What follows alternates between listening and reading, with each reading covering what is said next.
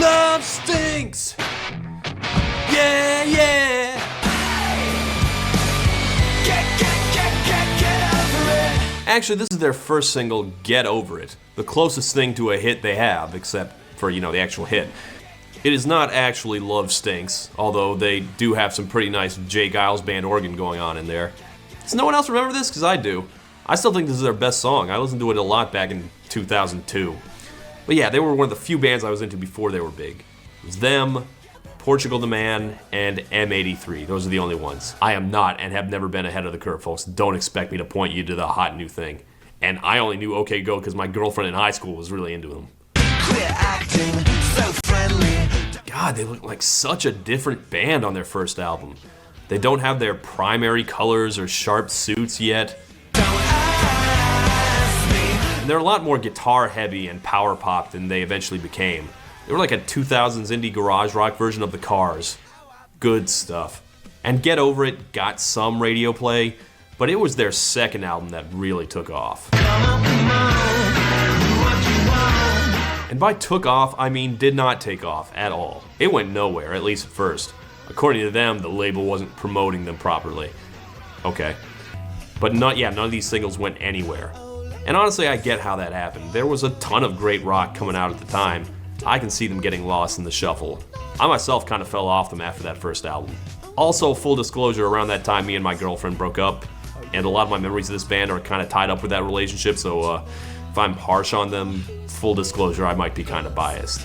Especially after she got mad at me that I didn't want to stay friends, and I quoted her favorite band at her. Get over it. And then I never spoke to her again. And I expected to never think about this band again either.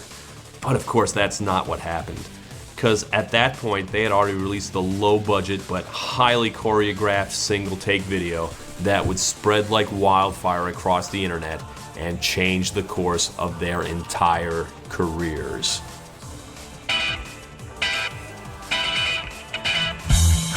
I am, of course, talking about the video for their song A Million Ways. Yeah, see, it turns out the singer's sister is a choreographer, and she's a big director now, and she made up a little dance for them to do. And I do remember this too. This one-take shot was a humongous viral smash on the internet video platform we know and love, iFilm. And it racked up an amazing 300,000 views. 300,000. That's right, a whopping 1/18 of the views the hydraulic press guy gets for crushing bowling pins. Honestly, internet video was still kind of bad at the time, so that was huge numbers. And since this was the only traction that album had gotten, I guess they figured it worked once. Let's do it again!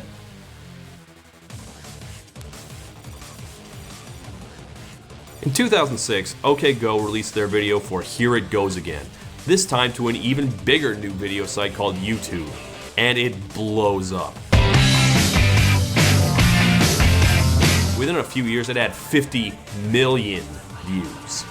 That's incredible. That's almost Numa Guy numbers. It's up there with History of Dance, Daft Hands, and other artifacts of a simpler and better time before the internet turned evil and bad. For what it's worth, yeah, I do think this is a pretty great video. It's impressive. They worked really hard on nailing those steps. But it's great not in the way that, most great music videos or dance videos are great. It's great because it looks so shitty. It looks like it was filmed on worse equipment than I have, and my equipment is garbage. There's no lighting or set dressing. It went viral for the same reason that the Mannequin Challenge did, or when a unit of troops does a lip dub of Lady Gaga. We want to know that this is a bunch of regular, untrained people who are doing this for fun. And knowing that this is an actual popular band and not just a group of nobodies, that actually makes it better. Because presumably, they could be doing a better video with a real budget, and they opted to do this instead. The choreography is impressive, not because the steps are difficult, it's not, and the band's coordination isn't great either. It's impressive because there's so much of it. I don't think there's a single repeated move, and they did it in one unbroken take. You're waiting for them to fall on their face the entire time, and it never happens. And there's something punk rock about that. They did it without the knowledge of their label.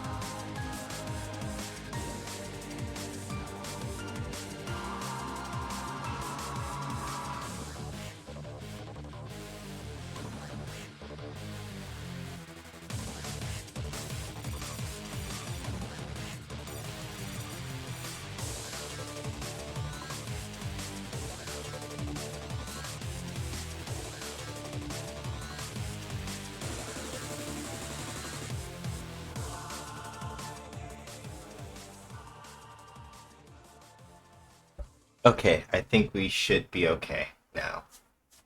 Sorry, y'all. I had to take a minute and make sure that we actually had what's it called going live.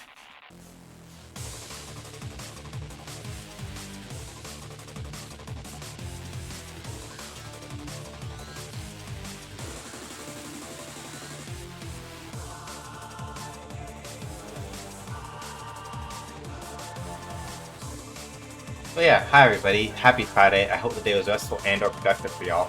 I was knocked the fuck out for most of it, which is part of why I'm late. Not for any bad reasons.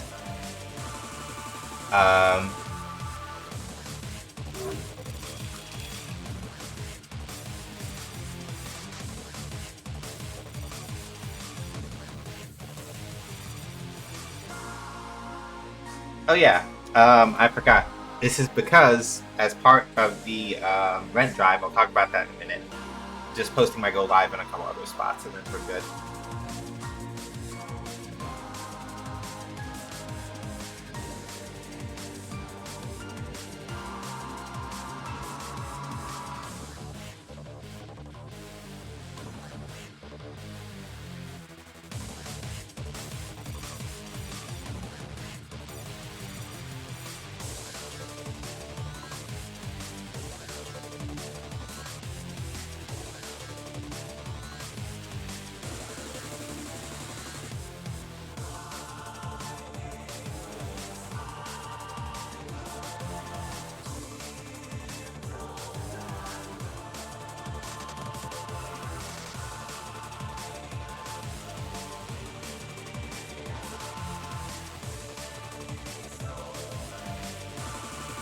Issues with Discord. I tried to join and ask for a phone number. I thought I turned that off. Damn it! Hold on. I'll go poke that in the eye real quick.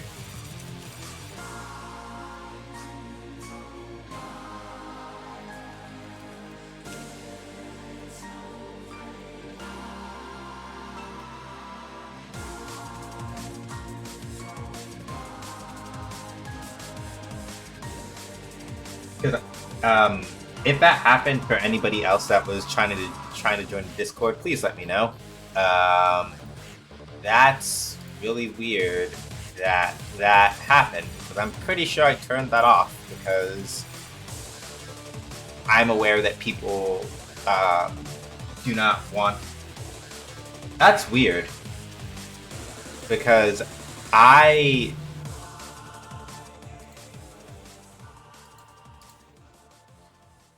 turned age restriction off. Okay. Hang on a second. Safety. Damn it. 1 second. It might be a safety setup thing that I didn't know about, because of course Discord would do this when I wasn't looking. Bastards.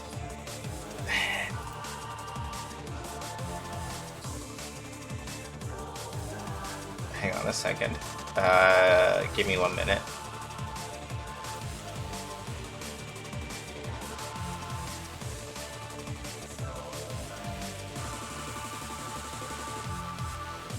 Okay, that's why.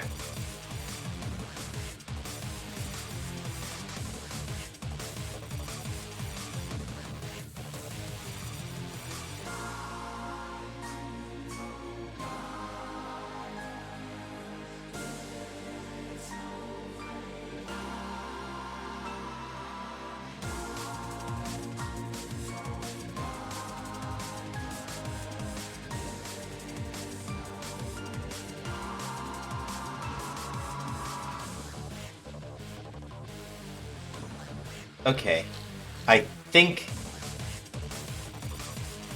that should be corrected now. I had the verification level settings turned up to their highest value, which is longer than 10 minutes, verified phone on your Discord account, longer than 5 minutes, a whole bunch of other stuff.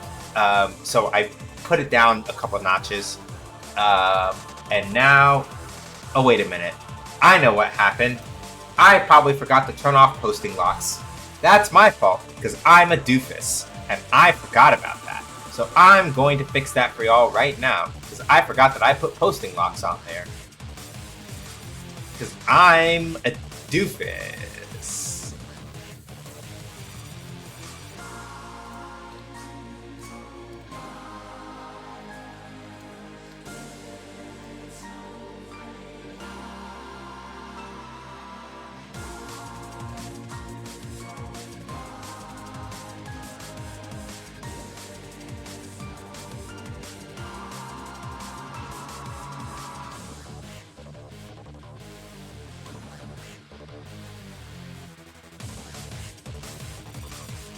Cute doofus. Hey. Anyway, yeah, I am fixing posting. I'm fixing posting locks and stuff right now, because of course I forgot to do that. I'm upsetty.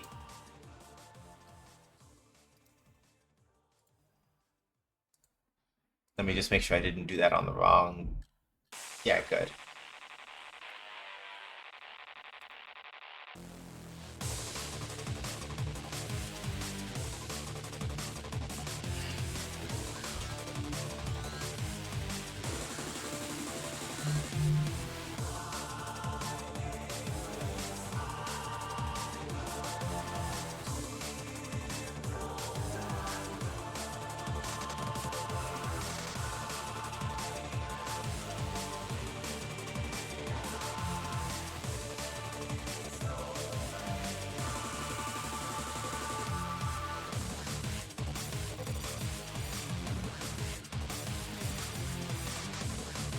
Okay, and let's edit the category permissions.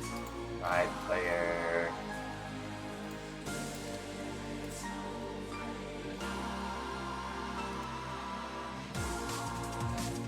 Yeah, sorry, y'all. I know we were supposed to get started, but this is important. I don't want people like to join and then like, hey, I can't do anything. I'm locked out.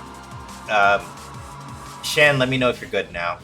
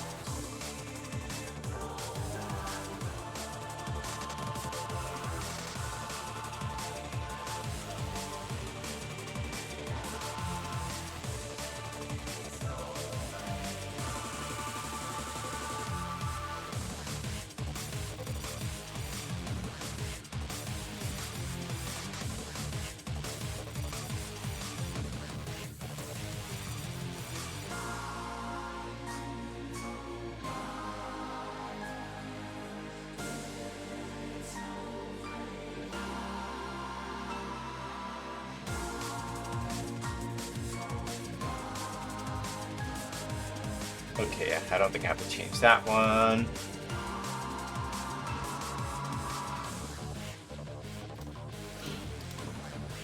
Alright.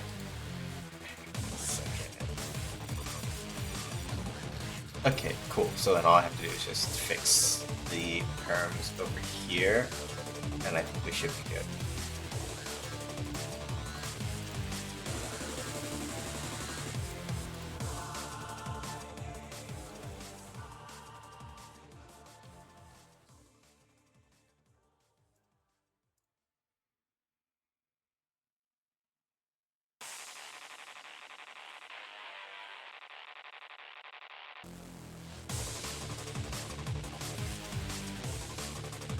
Okay, cool.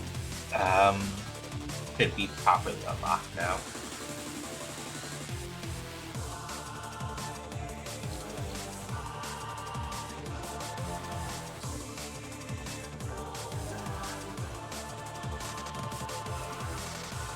Okay.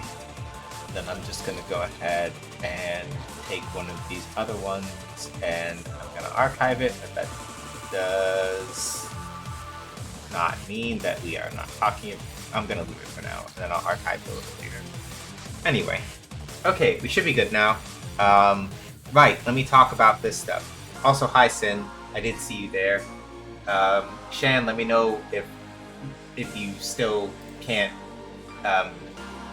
So that being the case, I'm gonna bump up the security level just one more step again, just for safety's sake.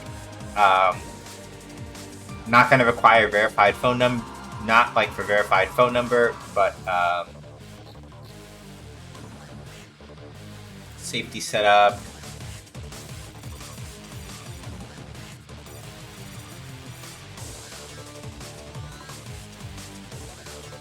We're going to go on high. Let me know if or when you want help with things, like I think I have terms for that. I may want you to do... I may want you to do, Sin, at some point in the Serious Talk forums over there on the Discord, a sample post very similar to the one that's already there, as well as throwing some tag, like adding some tags in to the Serious Talk,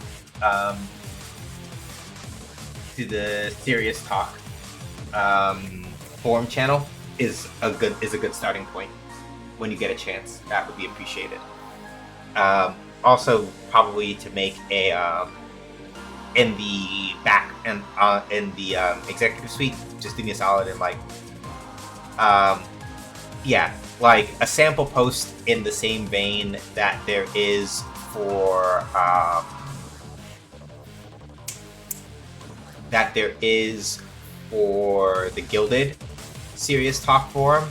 And then you can feel free to add in, if it lets you set up tags for the Serious Talk forums, feel free to like take a couple that you think are kind of like recurring issues, not issues in a bad way, but like recurring topics for that, and just add them as potential tags over there, as well as like a to-do list channel in the executive suite. I would appreciate both of those things.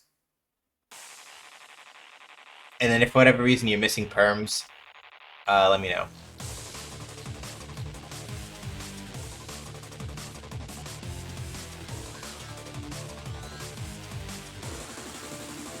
Appreciate it. Okay, so now that like Discord stuff is done being a horrible mess,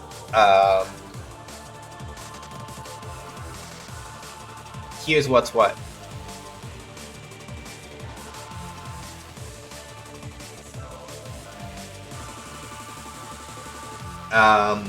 So for people who've not been here, I have a winter rent drive going on. Essentially speaking, the last of my savings,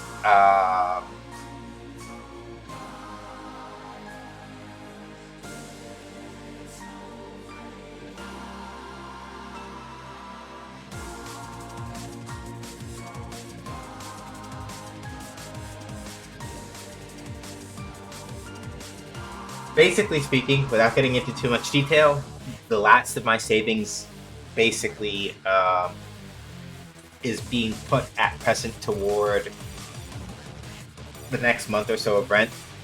This rent drive thing is to help cover me additionally beyond that, because I have an opportunity that is sort of lining itself up in the spring that should help keep me covered for most of the spring through until May.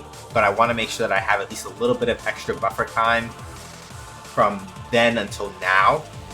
So we're just doing a winter rent drive. Very simple, it's very straightforward. It is a lot of money. It is the most money that I have ever asked for. And without getting too deep into the weeds, it's one of those things where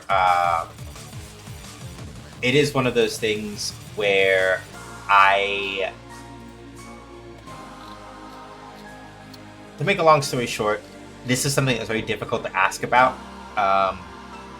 But through the grace of the Gauge Gang as a community, but also just more generally people spreading the word and letting people know what's what, we have already made it almost a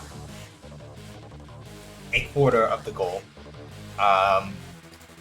So for people who are interested in knowing, we are literally like, at least as of this moment, we are literally $5 off from the next milestone. Nightbot was saying it earlier, but basically $1,000 I set aside some time to do Metroid Dread stream on stream for y'all. $2,000 I do a run back of SMT Nocturne HD remaster version, but this time we do the Maniacs content with Dante that I skipped the first time by accident because I didn't know I needed to get the stuff separately for it. And then if we make the full goal somehow, then that basically gets us a stream run of Shadow Hearts 1 at some point. If you want to know like what incentives there are for if you donate, $5 is a googly eye, $10 is 10 push-ups, sit-ups, or squats from me, and then $20 I changed my green screen background. So the reason why we have Bullet and Blaze Blue on here is because somebody changed it last time and I forgot to change it back.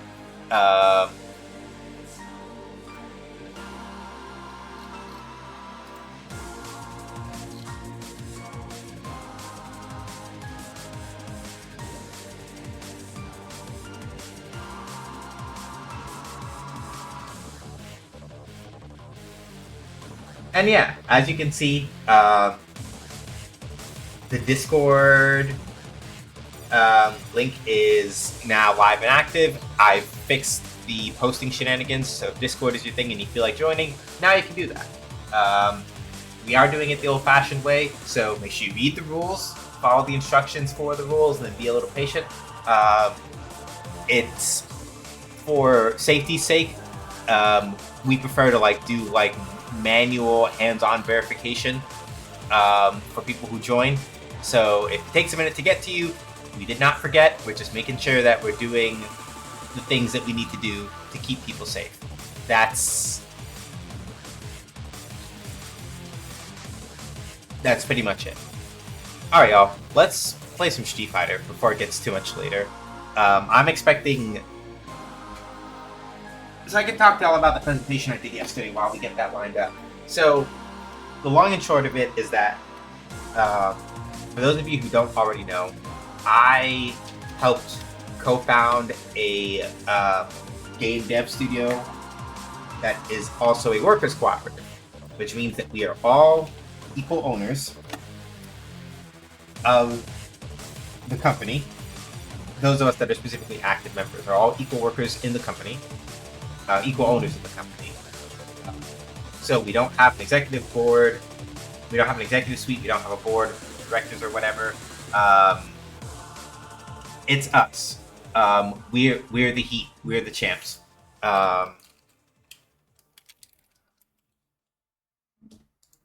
Like, it's us, basically. So, however, yesterday,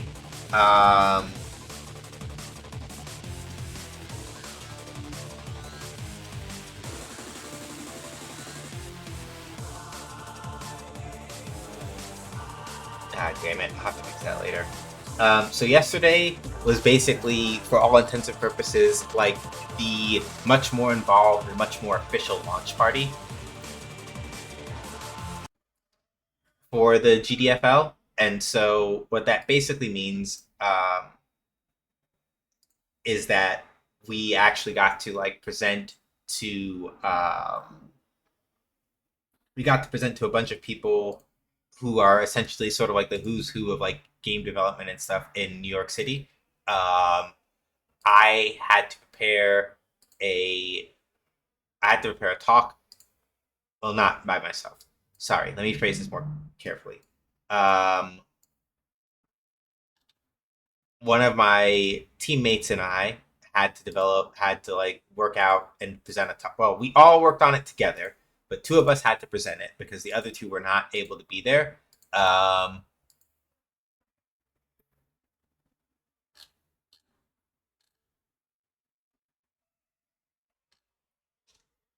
And that was a whole thing.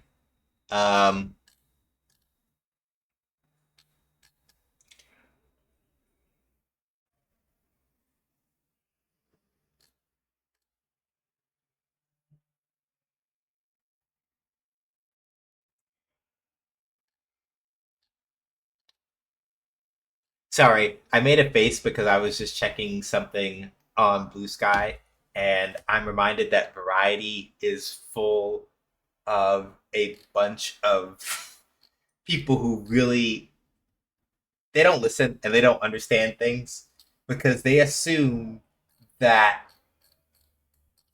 I'm just gonna read this byline for y'all. Kendrick Lamar, the man who put the phrase "they not like us" into the lexicon, will now have to admit they like him.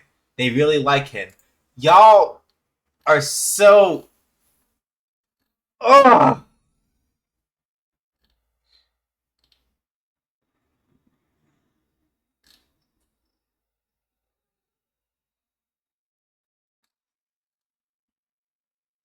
Anyway, to go back to happier things. So the presentation went really well, but by virtue of the fact that we had to spend a lot of time stopping to try to push it together, put it together and concentrate, right?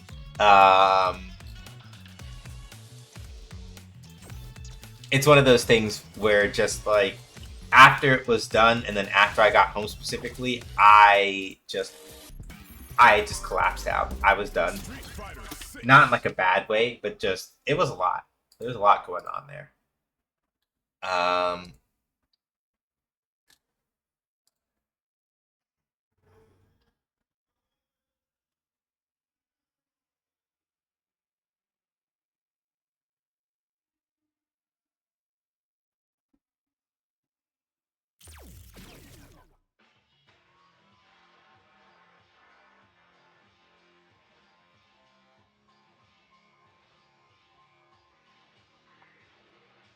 Rev it up. New free. Oh. I'll take the colors. That's cool of y'all, I guess. Thanks. For people who don't know why I'm not super enthusiastic about that, the short answer is that basically SNK, without getting too deep into it, SNK's, yeah, I'll take the free stuff, but like SNK, for people who don't already know, basically is 98% owned by what I can basically only describe as Saudi Arabia's sports washing arm. No, I don't want to use... What? I hit random by accident because I'm not paying attention. That's my fault. I'm like, why did I get Aki? What? Right, anyway. So, the thing is that SNK basically is almost completely owned by Saudi Arabia's sports washing division, is the simplest way that I could put it.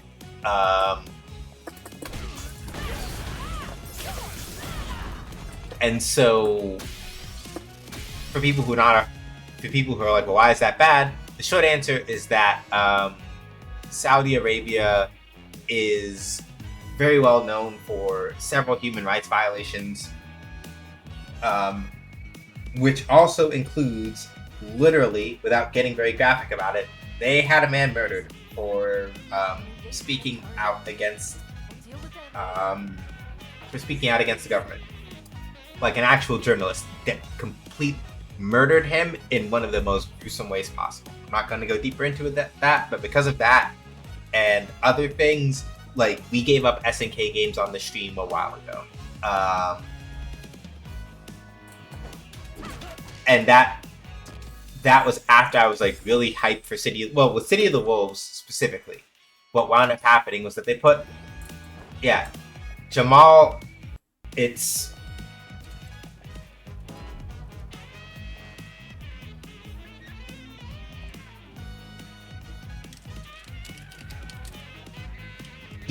like, I know technically I already bought KOF 15, but like, I can't. Not even, like, KOF 15, I decided it's just like, nah, we're not doing it. So, like, City of the Wolves, I canceled my pre-order for that. Specifically, with City of the Wolves specifically, what happened was that, specifically, it was that, but also that they put rapist and tax evasionist. Okay, allegedly, I have to be more careful about this. Alleged sex pest and absolutely not alleged tax evader Cristiano Ronaldo in as a base character for City of the Wolves. So it was both that and the fact that, like, SNK, like, no, like, this is the stuff. And again, it's not specifically directly SNK's fault, but it's who they're owned by. So it's like, right, we're not doing that anymore. So that's a long-winded way of saying that's why I'm not super excited about, like, getting free colors to celebrate the release of City of the Wolves. Also, City of the Wolves wound up basically bombing horribly. Largely, it's hard to say exactly, because there are a number of people who are like, yeah, I'm still buying it anyway, I don't really care that, like, you know, Ronaldo is in it or whatever, right? Or they didn't think that much of it, right? And there are a lot of people who react like that, right? But City of the Wolves basically did horribly. City of the Wolves basically did horribly enough that I believe the person who was the president of that's super getting clapped by that jumping heavy punch. Yeah, I was making a gamble that they would do something on Wake Up.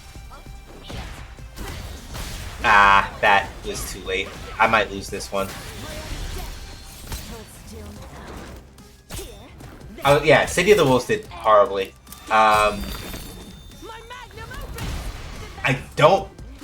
I probably still have played KF 15-7. Yeah, like for me, it's one of those things where like I haven't played it in a while. If I do feel like playing it, I'm not going to stream it. Like my general rule of thumb, as far as this thing goes, is that I am not going to like actively like promote whenever it's like a product that is like I don't that or like something where it's like nah, I'm not vibing with that. Like I don't actively promote it on my stream. That's basically the rule that I went by. Right. And like basically, like the only way that changes is essentially if SNK ownership changes hands again, pretty much.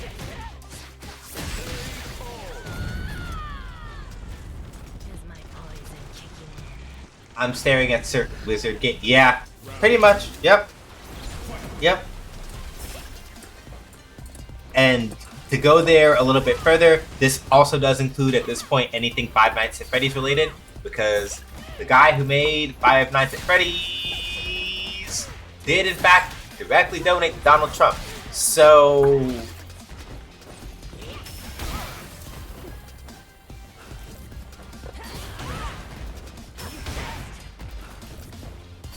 if you're like, haha, I like my funny Get Ready for Freddy game, it's like, I get it. But now, just like you're aware, the guy that made those games is kind of a dipshit who did this thing, and yeah, the whole situation is a huge shame. SNK's made a lot of cool shit. They don't do it. Yeah, exactly, right? It's sort of the same thing. To use a slightly more to use a slightly less niche example that is also probably relatively fresh in people's minds, let's keep in mind that the same thing is basically happening to EA right now. EA was already bad enough on its own, but like in terms of just like how they handle all of their shit. But keep in mind that like EA is also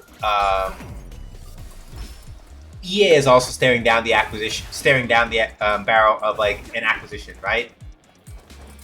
Yeah, the Square Enix one. Square Enix, that's rough.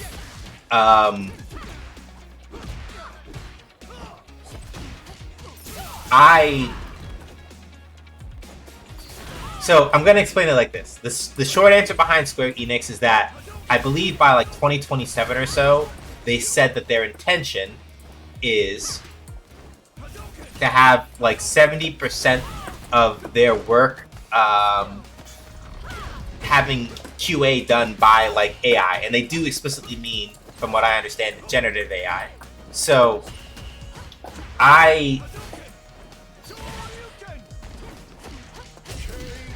yeah, this is one of those things where, essentially speaking, I'm gonna just be upfront about this. My moral feelings about that are in a hard pinch right now, because while I don't play a lot of Square Enix games, there is one that I do very specifically still play and still enjoy that makes up a significant part of... Yeah, and it's like, I think it's going to be one of those things where, like... Yeah, like, I don't like it, and it aggravates me, but essentially speaking, right... Yeah, AI is not anywhere near as good. Nope. That bubble is going to explode so hard. And I know that, like, the big thing is to say that a lot. Like, oh yeah, the bubble's going to explode any day now. But also, like, I don't know. When, like, Sam Altman gets served a fucking subpoena on stage in the middle of a conversation that he's having, and keep in mind in the state of California, apparently, even if you do not take the subpoena, that does not mean that it does not count as, like, being, you know, received. So...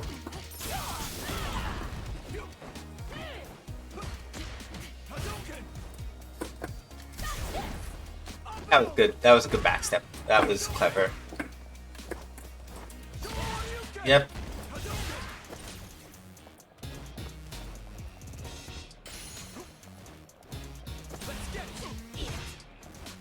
Alright, hang on, this Ken is a little scared, so I gotta work this a little now.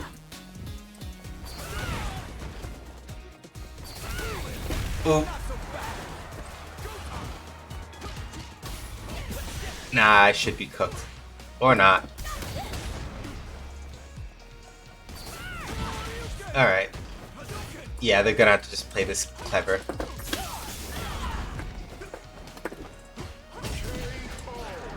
Yeah, AI will never leave abandoned. Yeah. So, I'm at a crossroads as far as that and SNK, right? Not SNK, that and Square Enix right now. I want to do the right thing, but also Final Fantasy XIV means a lot to me. So I'm just like, I'm grappling with that right now. I'm gonna leave it at that.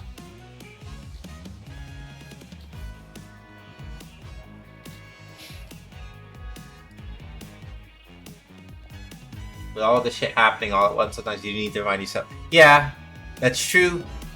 I also still do my best to, you know, I try to practice what I preach, for the most part. God damn it. My head is food rise.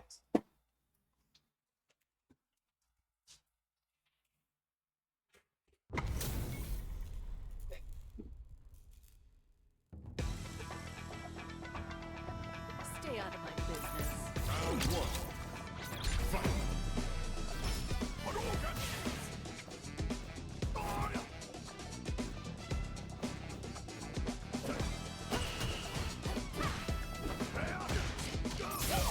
It came down to boycotting Square Enix whether or not I would leave.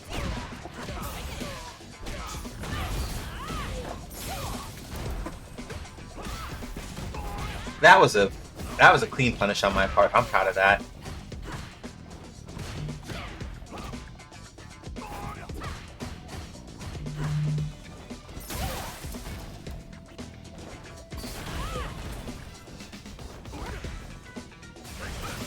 Yep.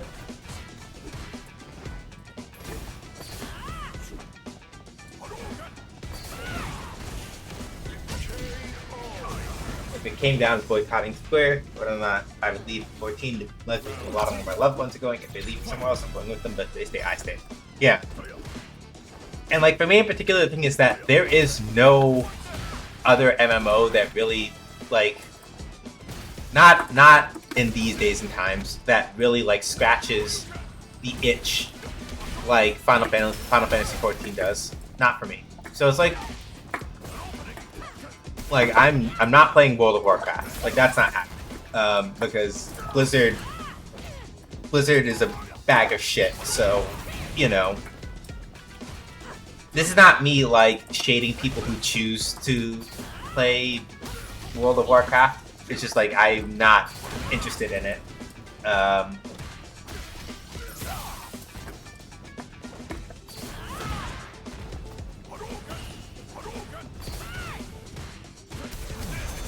Do I have enough? Yes! I dropped that somewhere. As a former WoW player myself. Yeah, like I played WoW. Basically, the last time I played WoW is when Stubby and I were still in school together. To put that into context. And he will tell you that was a long fucking time ago.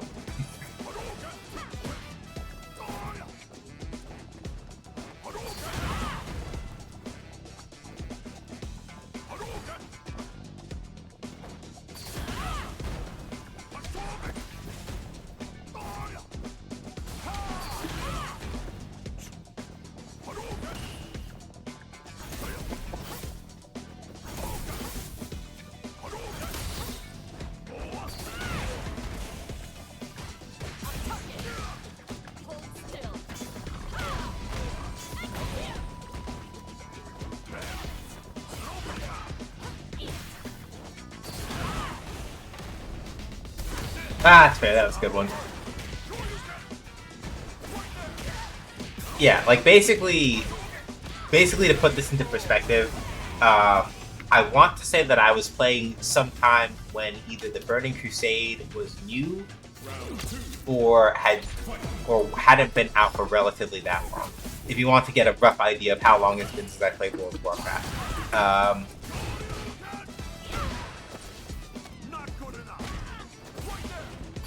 Or it was early Wrath, right? It's like either late Burning Crusade or early Wrath. Yeah, I remember that was early Wrath, and you had colors on Flow 5 on VP while you were leveling in Elwyn Forest. Yeah, but Flow fits Elwyn Forest so well, right? Like, for those of you that have been there and heard that song, you understand this. But yeah, that's literally the last time I played that game, and I'm not interested in going back. And then, you know, you account for the fact that, like, you know, Blizzard is also a bag of shit, and it's like, right, I don't want to support them if I don't have to.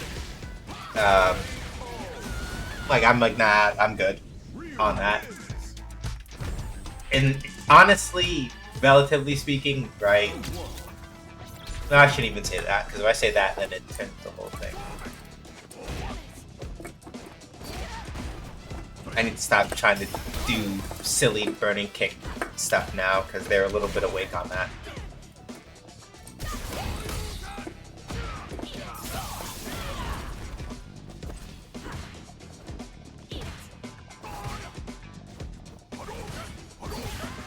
Yep, that was good stuff.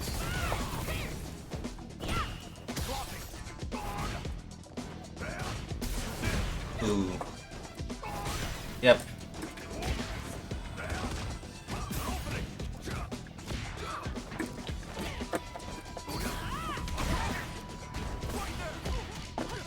Nah, gotta be careful about the spacing that you do that at.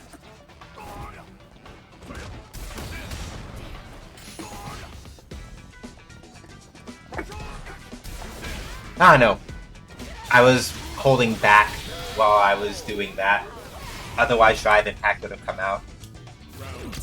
And then I would have counter-DI'd and been able to just explode him. But it's my fault. I was not doing the input correctly.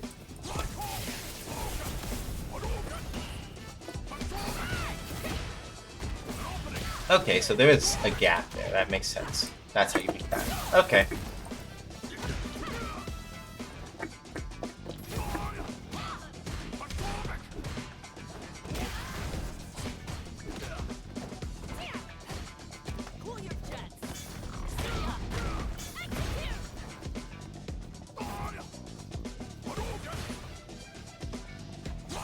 Nope. Yep, that's fine. Yeah, I should be dead. I started as mates and a Death Knight, finally a Holy Feast, and I found my calling as Healer main ever since Healer my go-to role. In 14, I am a White Mage Scholar duel. Yeah. Pretty much in every MMO that I've ever played, I've always been DPS. Back in those early Wrath days, I was trying to learn Rogue. So I was just running around Elwyn Forest like a human rogue.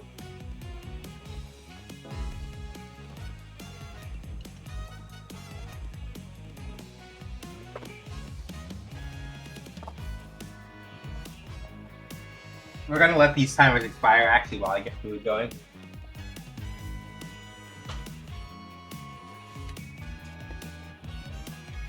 And honestly, yeah, like the two characters I remember trying to field and WoW were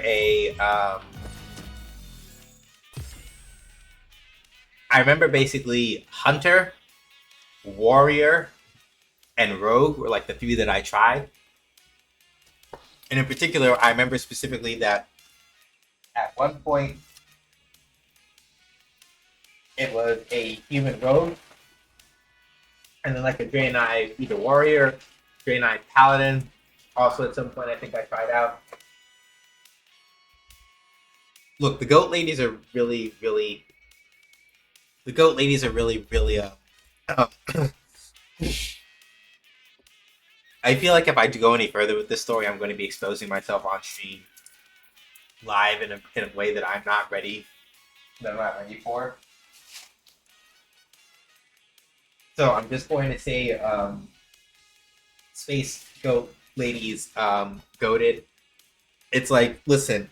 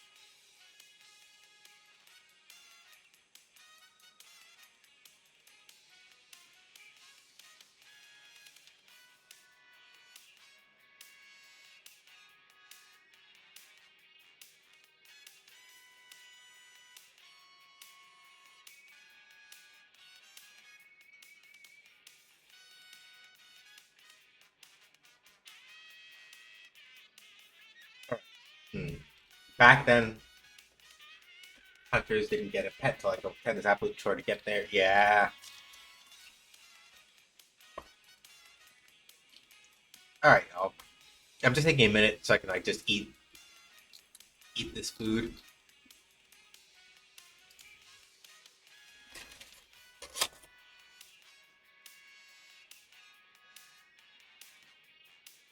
Jay and I are basically just tieflings with hooves. Hey, it is what it be.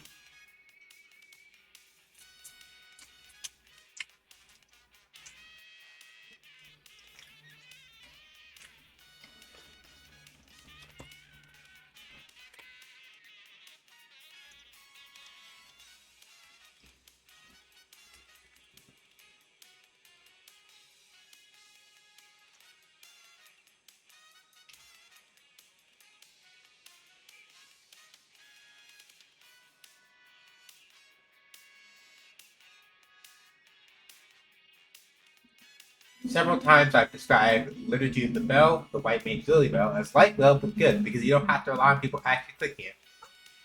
That was enough of a problem that it became a meme. I can imagine.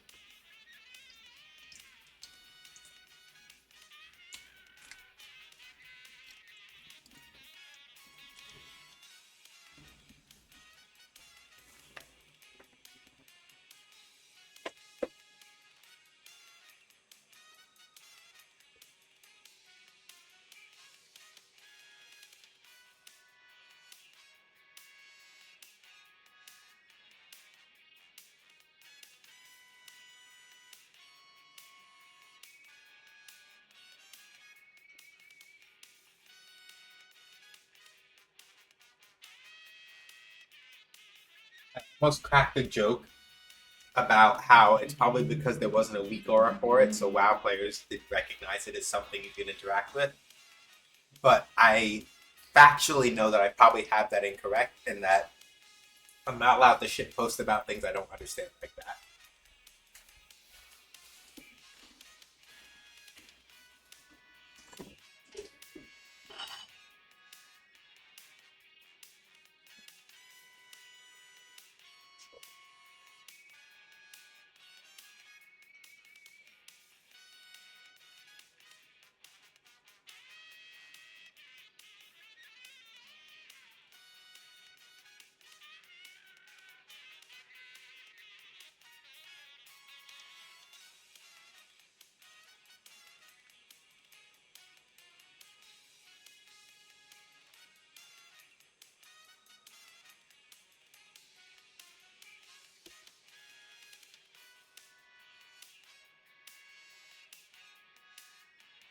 I did remember, except I was a tank. And I was close enough to light well to click it if no one else could. Uh-huh.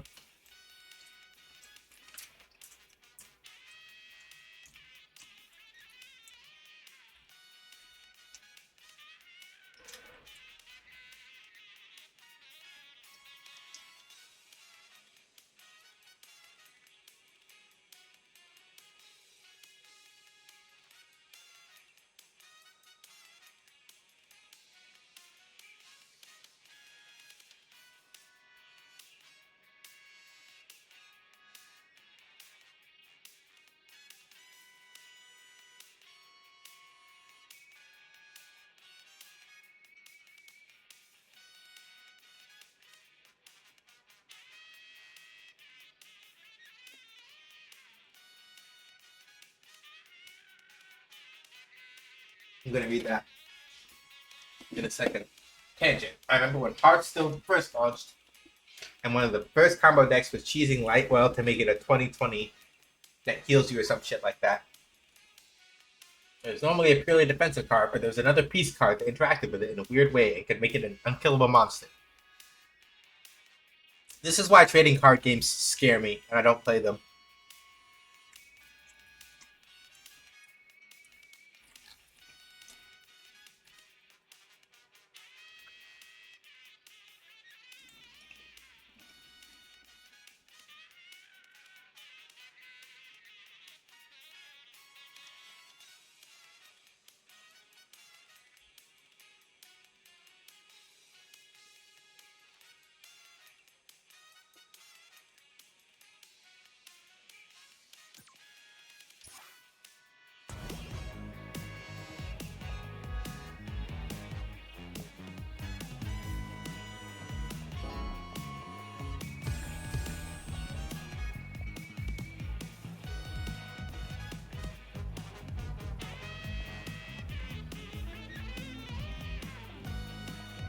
Very well. And Hearthstone always felt like magic for babysitting. Mm-hmm. A new warrior has entered the ring.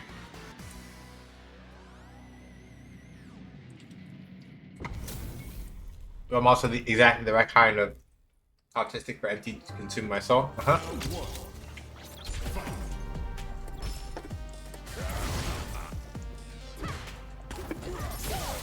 Ha! Playtime's over.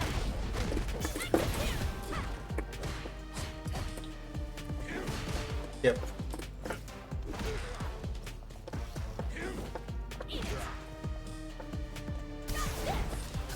Not too early on my part. I was anticipating something that never happened.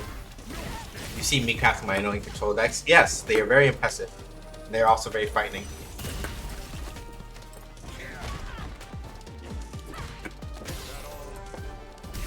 Nah! I knew you were gonna do that!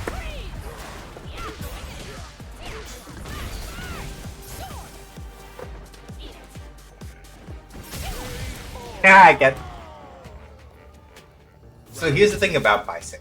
I should actually be talking about the game that I'm playing, you know, and not all the other stuff that I'm not playing at the moment, or what have you. So the thing about M. Bison is that while M. Bison is a he's really good at like pressure and otherwise like locking people down with like a ton of damage and stuff like that. The main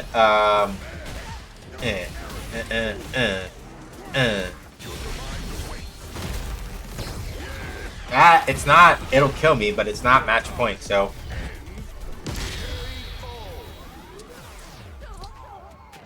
bold strategy. You are barely worth the final round. Yeah, I did. But now they don't have Super Art 3. And that's a problem, because while Bison does do enough damage, he doesn't necessarily strictly eat it.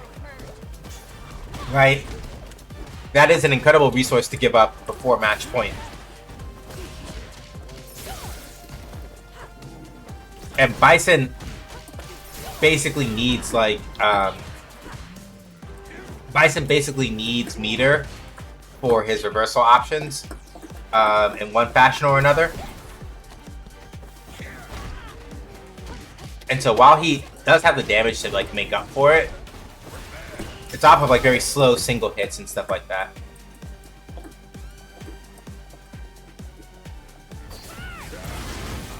Good backup. Yeah, you can't do that twice. It's cute. I expect it, but you can't do that twice. Nah, I got hit by that.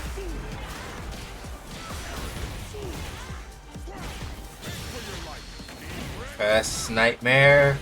Yeah.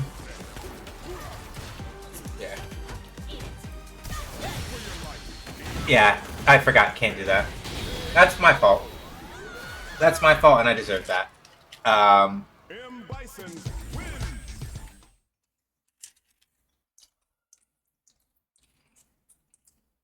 If I'd been a little more patient, I could have dealt with that better. It's my fault. I was feeling myself a little bit too much. So the thing about modern players in this game in particular is that anything that is reaction based with a super in particular, you have to take more time to bait it. Because super inputs for them are much faster, and it's easier for them to catch you out with a super if you're doing things that you shouldn't be doing.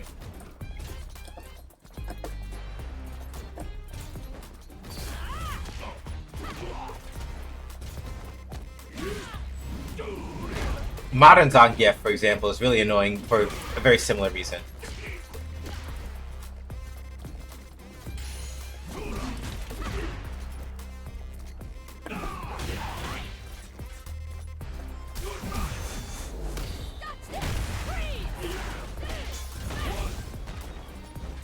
The little mohawk tells me the skin is a reference. So, this is basically this game's take on the traditional Mecha Zangief skin. Mecha Zangief was like, I forget which of the crossover fighters Mecha Zangief was initially in, but there's like,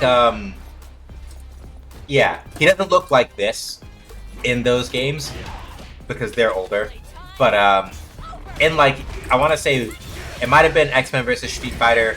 It might have been one of the other crossover games in that vein. I just don't remember which one. Where basically they turned Zangief gray, made him even more heavy, and said that, yeah, he's like a robot now. And that was kind of the joke.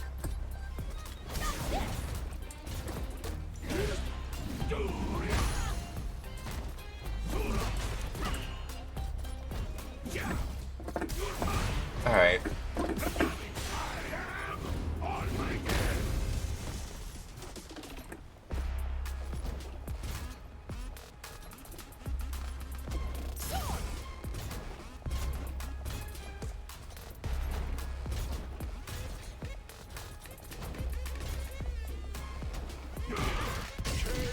It's annoying. I was trying to bait them into jumping and I didn't react correctly.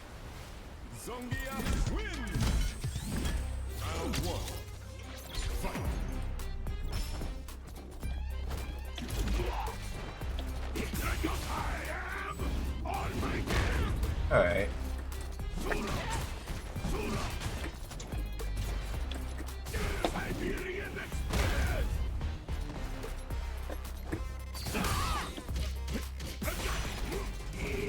Heavy.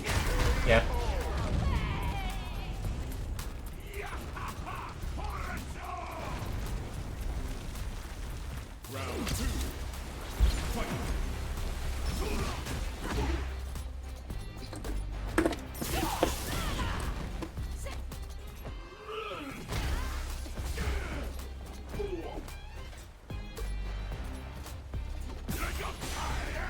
Alright.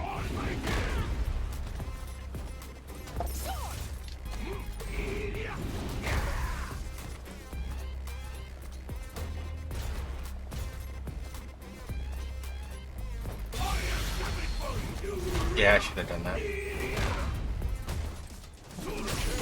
This is the most annoying kind of modern Zangief player, but one who's honed their craft very well. So the thing about modern Zangief is that you don't have to do a lot of the same motion stuff that you would in order to like use SPD normally.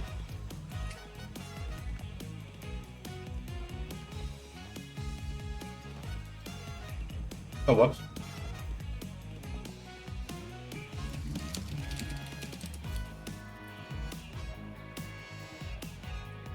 Oh, yikes. I forgot to actually mix it up doing all the things. This is very bad. A new warrior has entered the ring.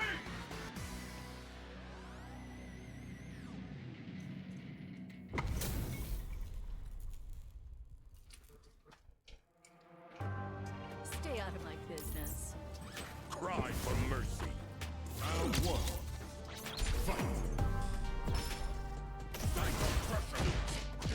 Yeah, it's not safe.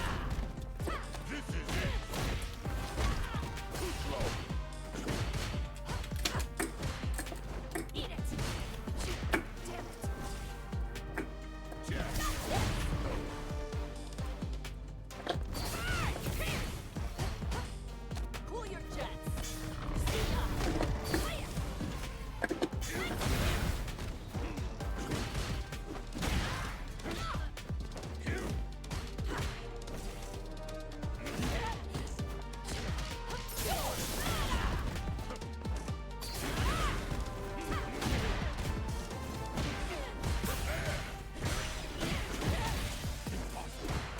Right here. Just a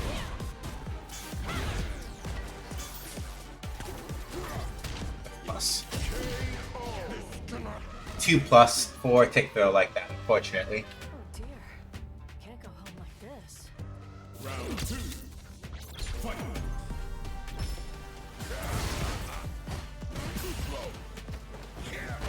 So yeah, the thing I was trying to say about Bison before when I fought the previous one, before I fucked around and found out, is that Bison, because of the way that like a lot of Bison's moves work,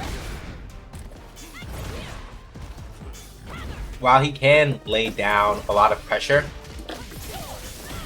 and by proxy, like, if you press at the wrong spot against Bison when you block certain moves from him, you're in for a bad time normally.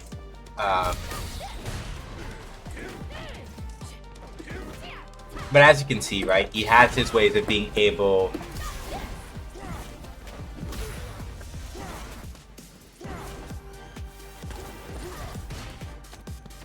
like Bison has his ways of, especially with certain moves, like being able to like force interactions that benefit him.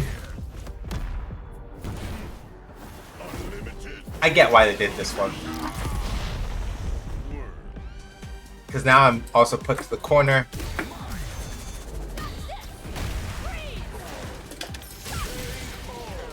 Unfortunately for them, though, while I was put to the corner, I didn't have enough health that I couldn't like soak a drive impact and then punch him in the nose.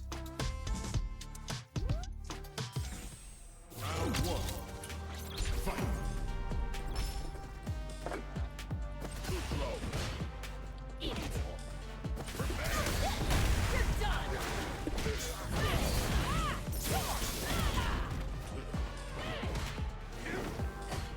Hold still.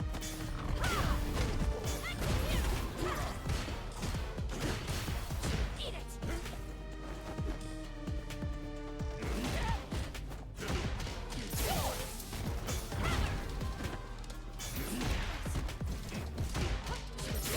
I messed up the timing of that meaty. Unfortunately for them.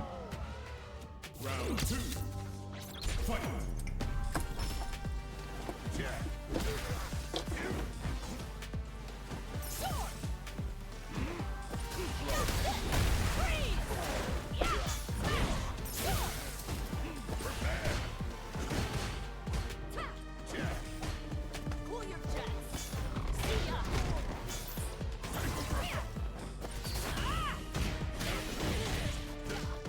So yeah, once Bison has hit you or he has you blocking, right? Then there are situations where he very obviously gets the opportunity to basically lock you down with frames that are either plus or relatively safe, and then you kind of just eat shit. But it relies on him having the it relies on him essentially either putting hands on you first and knocking you down, or hitting you with very specific, very plus buttons.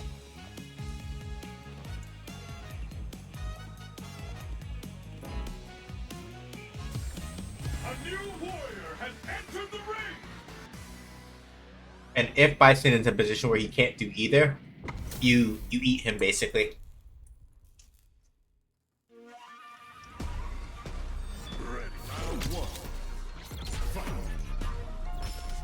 And so the problem with the first Bison I was fighting against is that I wasn't taking that explosive potential as seriously as I should have been. Because I'm like, oh yeah, they're just doing this stuff. But I didn't respond correctly to any of it. Ooh, yeah.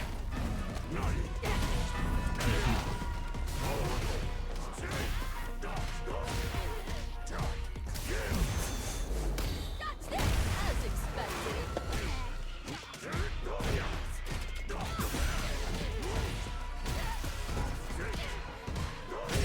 Okay. I see. So they like doing... I don't think the axe kick is special cancelable, which means that if I...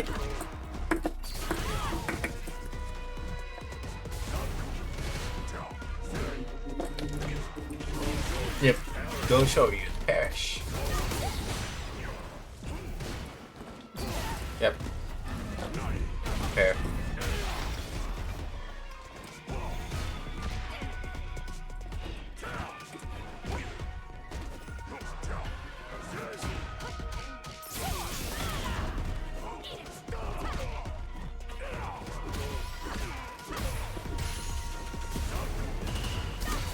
No, I didn't want to do that. I did not want to do that. I'm dead.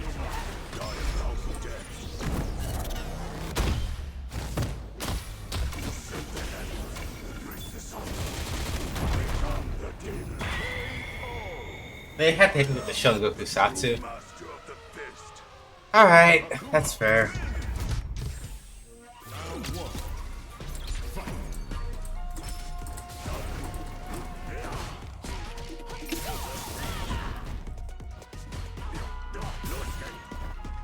Just for that, though, now I'm kind of a little extra motivated to beat that ass if I can. Yeah, okay, as I thought.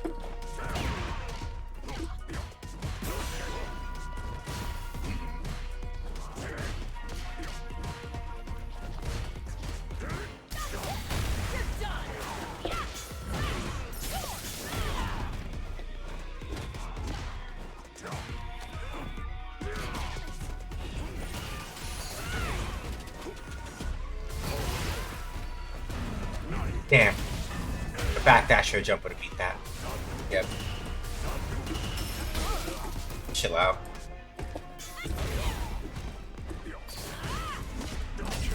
I shouldn't have done that. Yeah. Yeah, Shungoku Satsu's pretty sick.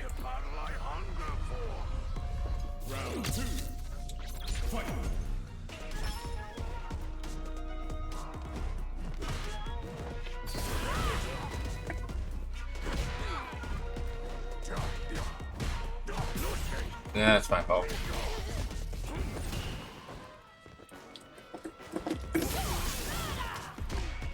Hold still.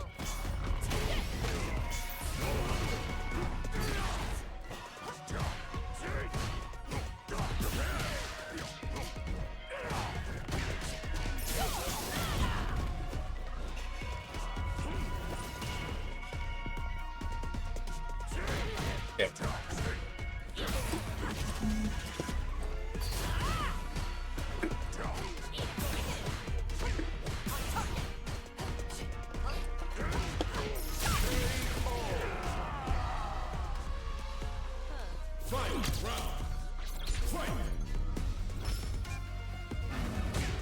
Mm-hmm.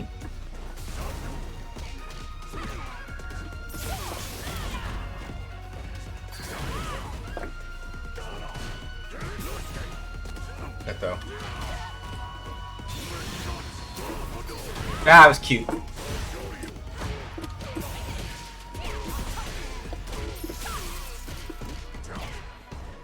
all the times to drop Super R3. Of all the times to drop Super R3. Right after that, Thunder Knuckle should have been a Super R3, would have killed him. I still won, but that's plus.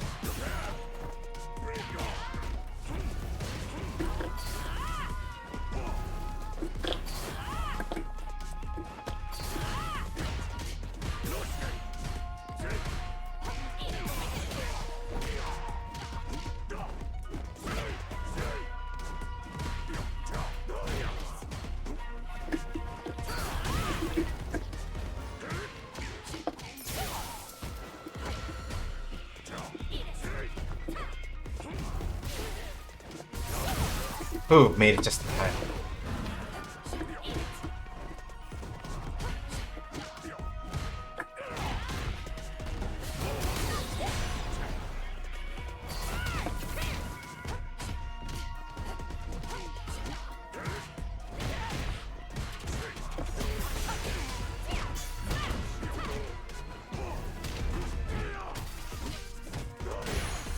Damn it! I keep forgetting that there's no actual gap. In the target combo.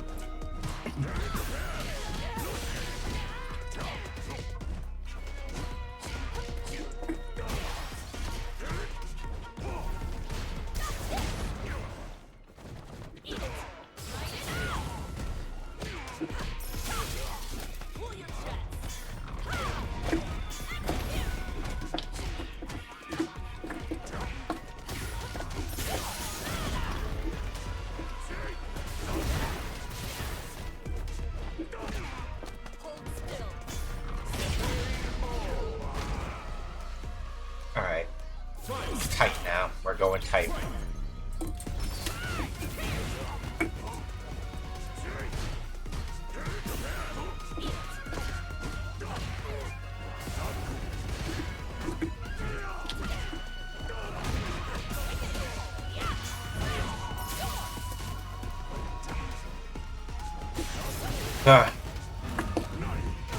Yeah, fair.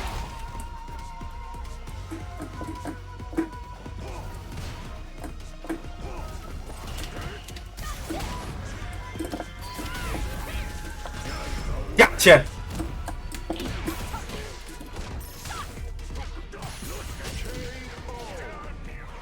I was deliberately baiting there.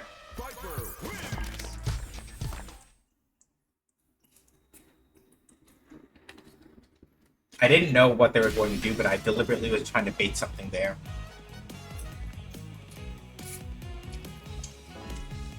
And they fell for it.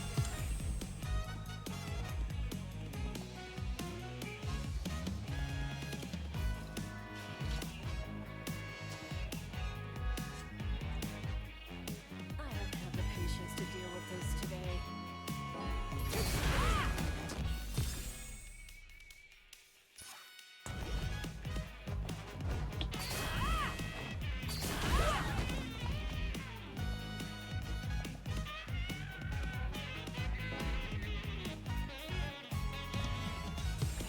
A new warrior has entered the ring!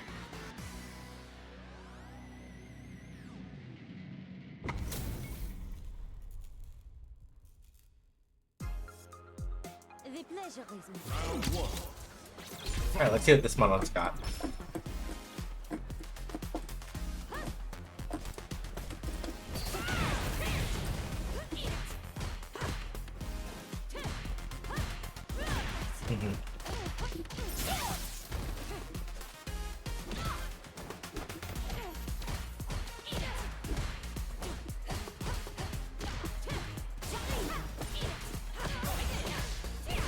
Oops, I stood up too soon.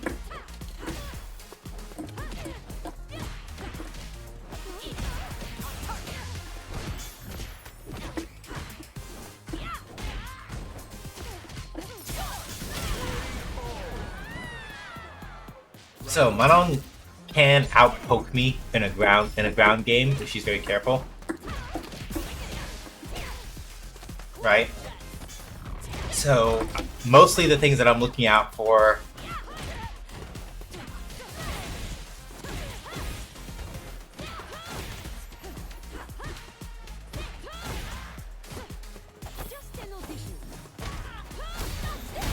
stuff like that.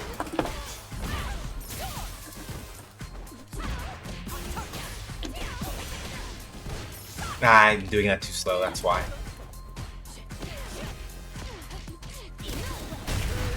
This is my fault. I know why I'm dropping that now. I'm doing the crouching heavy punch too slow. And then that's dropping, which is causing other issues.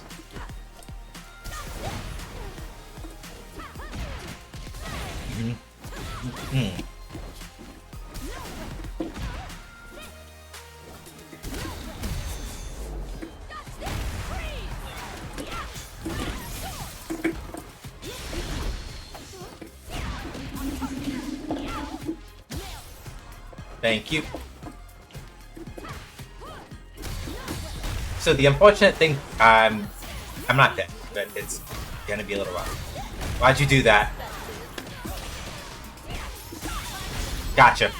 So the thing about Manon's Super Art 3, this is an unfortunate thing about it, but it's very true. Manon's Super Art 3 is a command grab, but unlike Zangief's Super Art 3, where if the Super Flash goes off for Zangief, with his Super Art 3 or his critical art, if you're in range, you're grabbed. If you're in range and the Super Flash has already gone off, you're already dead. Or you're already caught, I should say. It does do a shit ton of damage, so you're usually also already dead by then, but you know, neither here nor there.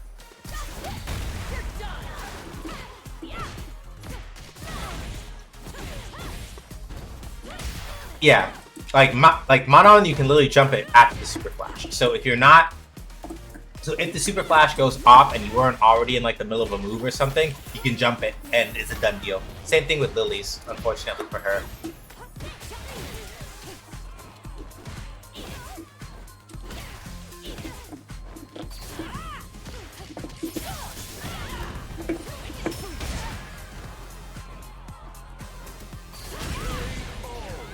I'm so glad that Burning Kick had faster startup than whatever Manon was doing, because otherwise I would have eaten so much shit right there.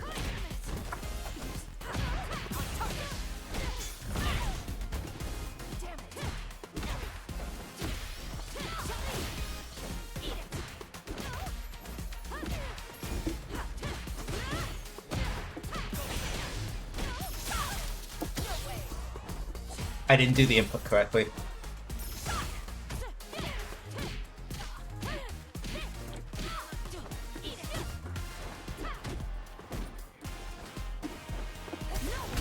Yeah, stunned. Ooh. That's fair. That was a good set of calls. You do not need to spend heavy here. Just exactly. Keep it clean.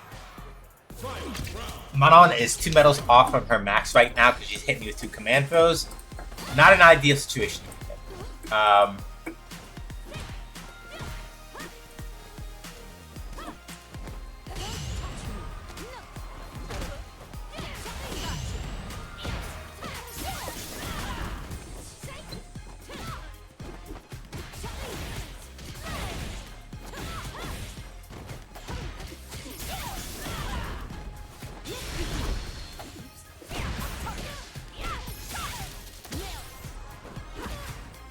Yeah, see, like I just did it again, right? Well, in that case, I was jumping it on Wake Up to get around the reversal one, because I just suspected that she might be doing it as a reversal.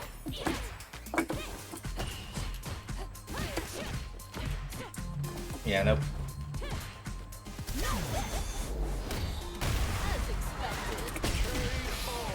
Ooh, close. I forgot who did it first. If I'd done it first, I would have lost that.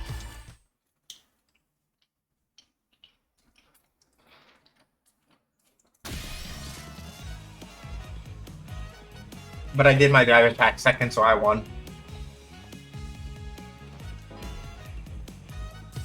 A new warrior has entered the ring. Oh, hey, it's Rue. From Streets.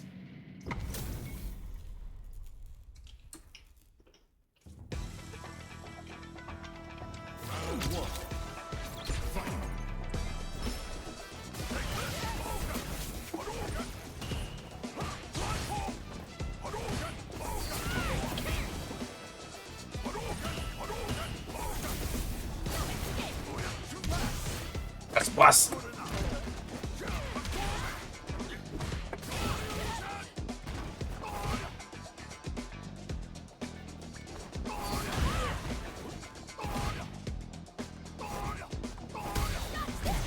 Oh, okay. Heavy donkey kick. Right. Either you have to interrupt. Interesting. Heavy donkey kick means either you have to interrupt it early or jump it and come down. If it's that safe against DI like that, unless I just did the DI too late.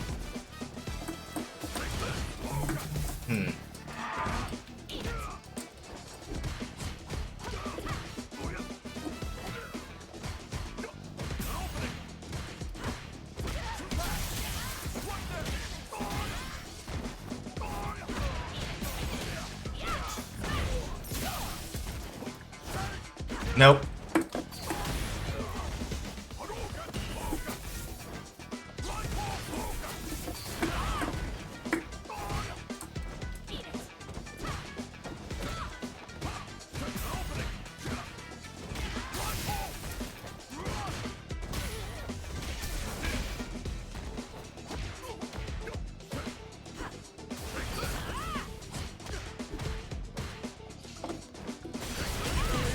Whew.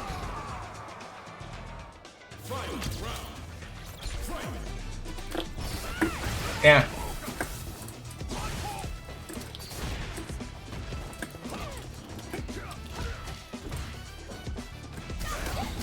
Nope. I deserve that. I wasn't expecting him to jump. Ah, it's gonna hurt.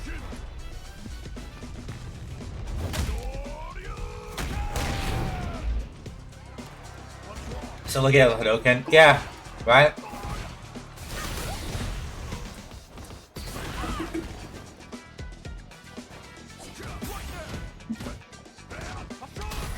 Plus, fuck! Yeah, it could have been that Sparkly. You are entirely right. Ah, I deserve that. That's my fault.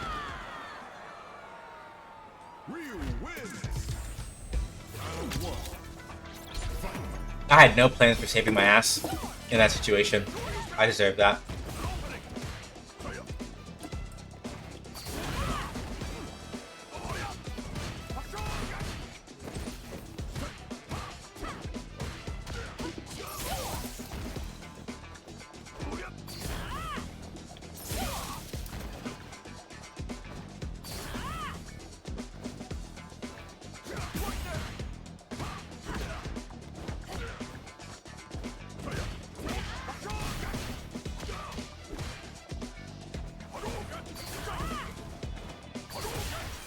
I don't.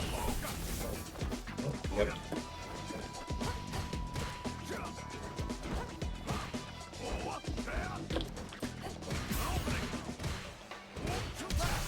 Yeah, it's plus.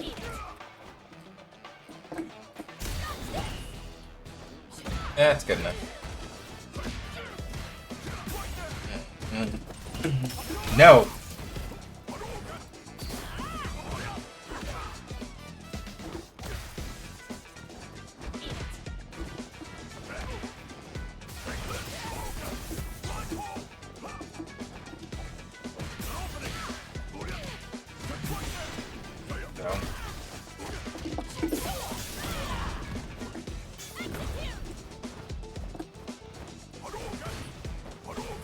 Ah, fuck.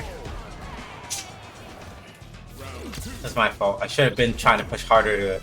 Because I knew they were going to keep jumping to avoid getting Seismo. Avoid getting Seismo shit.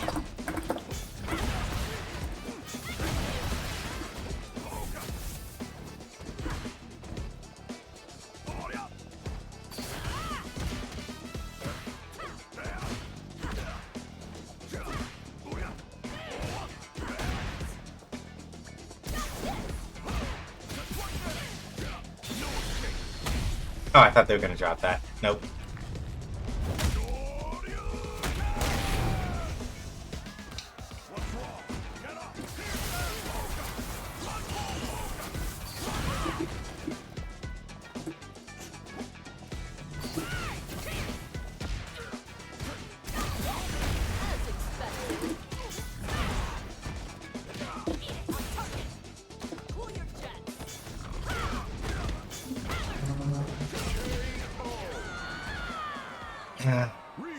I'm slipping. It's okay. I'm a little upset by that, but that's my fault.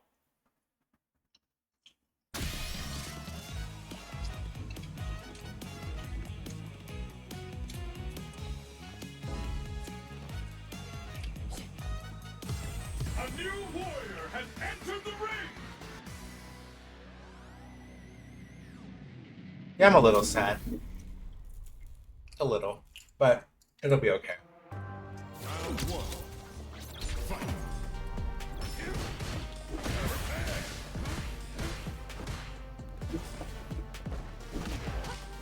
Cool your jets.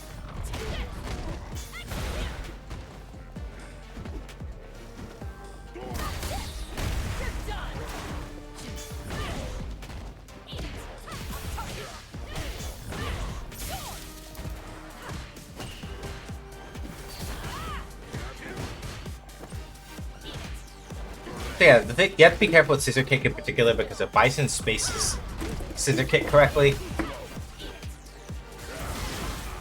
it can be very difficult to punish.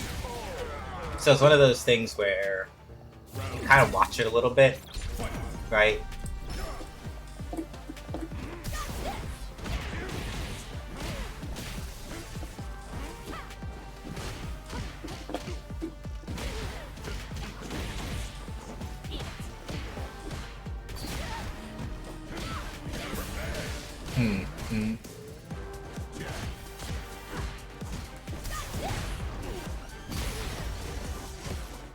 Yeah, I saw that, I clocked that too, and I'm like, alright, alright, alright.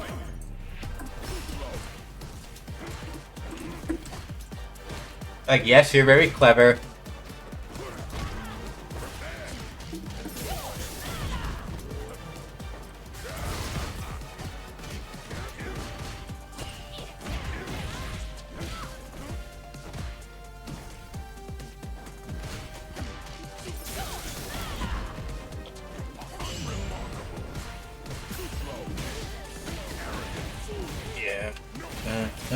SA3. No, what if they're in middle school? Your time ends. Be gone.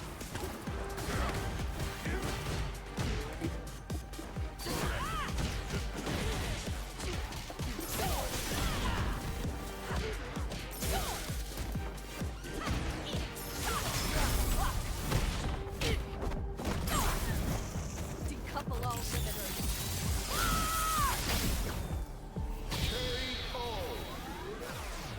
That was a heck of a save. Viper win. I'm proud of me.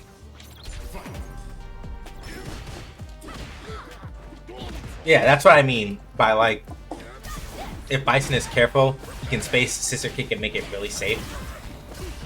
Or at least safe enough that, like, punishing him afterward is a little bit tricky. This won't hurt.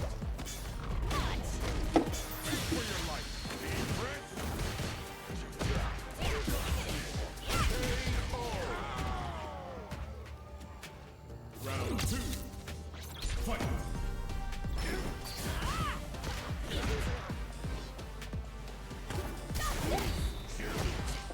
Unfortunate.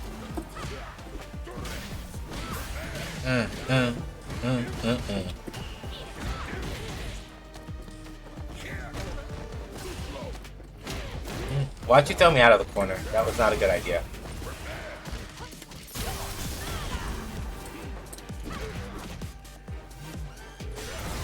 That's plus. That's what I had to hold back. But yeah, Bison, okay, throwing me out of the corner worked for them in that case, but like, there's situations where that would have been a really bad idea. Especially as Bison, you want to put people closer to the corner because it means you have to move less to order to actually like, if you put people in the corner as Bison, it means you have to move less in order to like actually enforce like your chunkier buttons, which is better for you as Bison because then it means that you have more opportunities to like force people into situations where you're plus as fuck and they're not.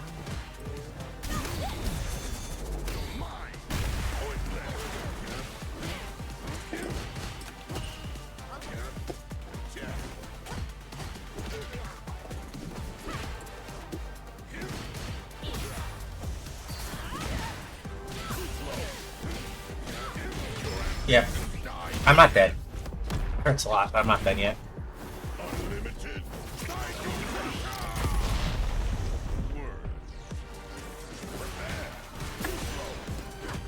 Right here. Just escape all.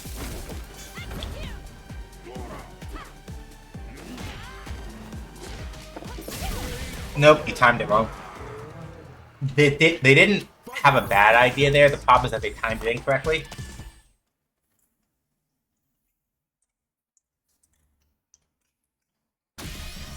They wanted to get the hammer blow to be plus, so that like I'd wake up and be all kinds of fuckery, but A new The problem for them is that they mistimed it. So it's one of those things where it's like, okay. Round one. Fight.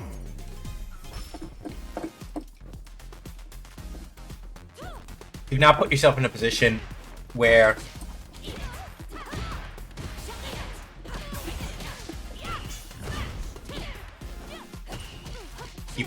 they basically put themselves in a position where the plus thing that they were trying to do. Nah, shut that shit down.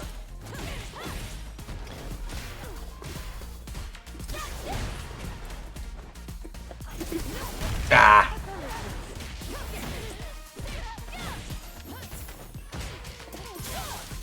Unfortunate that one whiffed. I was too high up. Okay, I need to be a little bit less reckless. Because, like, there are a couple things I'm doing that I should stop doing.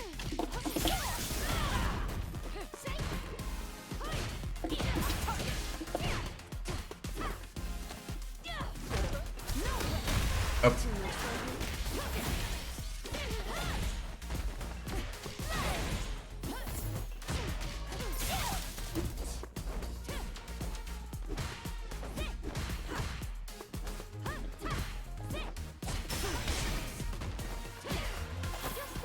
Good. Why'd you do that?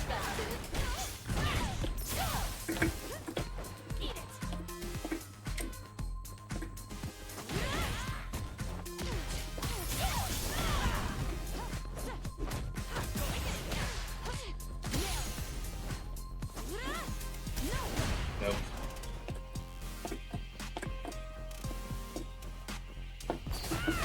God damn, I was too far out. If I'd moved a little closer and then tried to do that, I might have been able to hit, but I might have also gotten hit by that.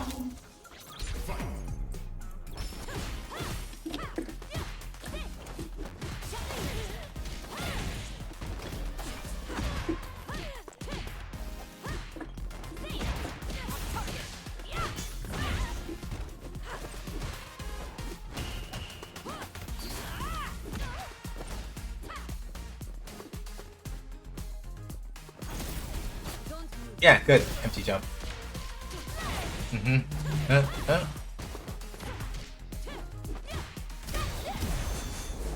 Good. They're not checking with big buttons. And they have also decided to like forego getting medals.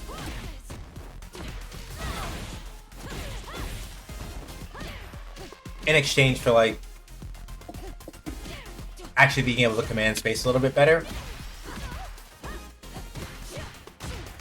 Which is arguably the better move. I was too close. If I feinted that, I might have been able to avoid getting hit, but no guarantees on that front.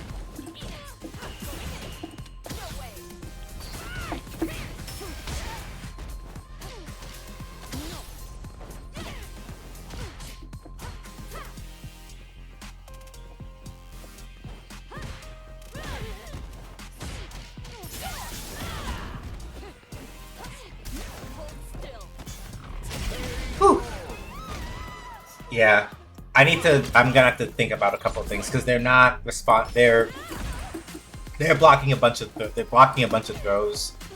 They're breaking a bunch of throws, which means I'm making it too obvious when I want to try.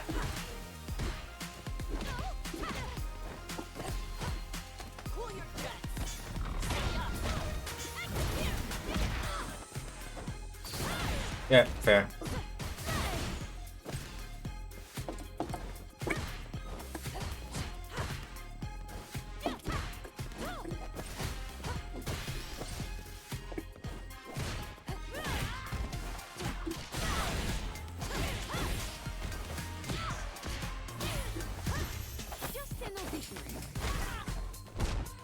Yeah, see, now they finally started to get they understand it better.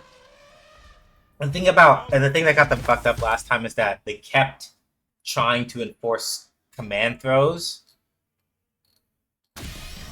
And the thing about a command throw or a grappler in general, right? People are like, grapplers are about throws, so I should be trying to get the command throws all the time. No. The whole thing with a grappler is not that you should want to get the command throw all the time, but that you should want to make people doubt that you are. Because when they doubt that you will, that's when you do it. If you as a grappler player are doing the command throws all the time, you have kind of fucked it up a little bit. You're not doing it right. Like in a very general sense, the idea is that you want to force most people that you are fighting against to question whether or not you're going to do the command throw at all, so that when they think you're not going to, you do. When they think that you're going to, you don't.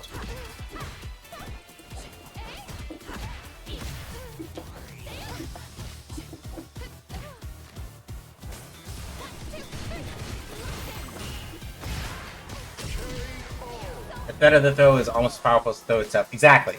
That's exactly it. Round 2. Fight.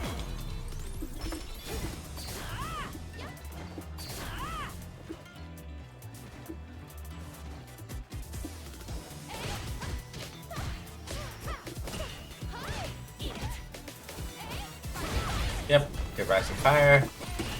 Nope. Okay, this person does not super want to close. This is fine. Yep. Yeah, they were expecting that. That's my fault. I'm not dead from this, but it'll hurt.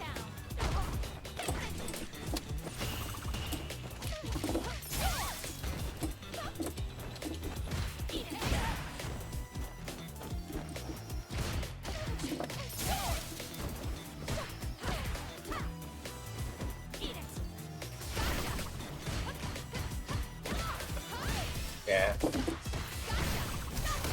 Oops.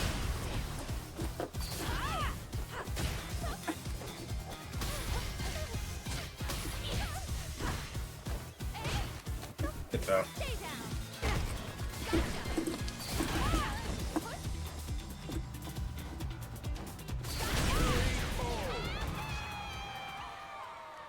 Viper wins.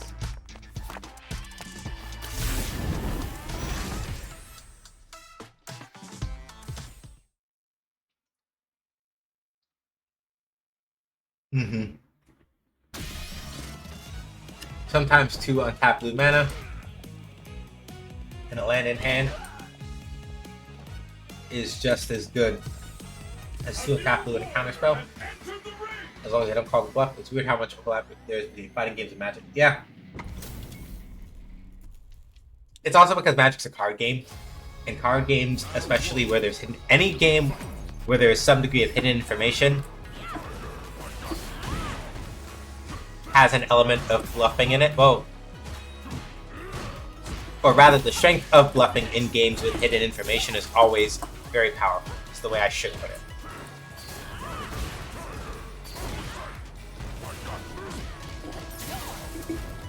Because if there's some information that you can keep away from somebody, then that means that there is a certain there's a certain thing that they have to try to like make predictions around in order to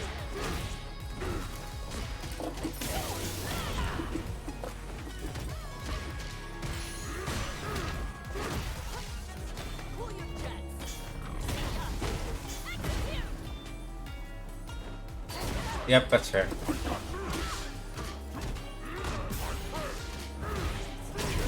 If I'd done that input for limit the coupler better, I would have gotten that as the wake up, but I didn't, so.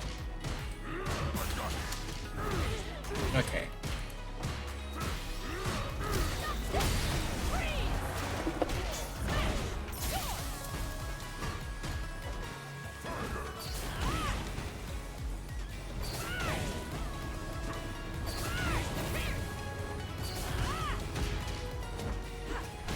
Yeah, good too. Good throw. Put me in the corner. Yeah.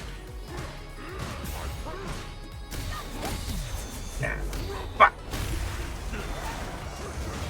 I should be dead here if they don't fuck it up. They fucked it up. You should have gone for anything that would have let you get Super R3. When I was fighting psychologically from a back foot. What you just said, right?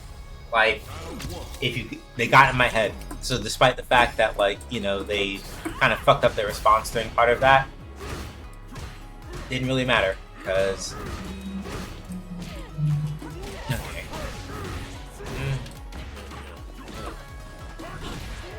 Alright. Chill out.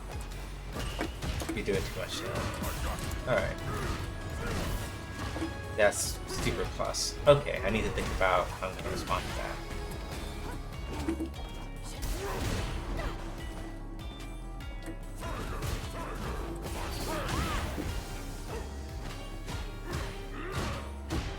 Okay, right, so basically if Sagat does not cancel that, it's free real estate. If he does... Plus, but I managed to make it still. Tiger. Yep, Tiger.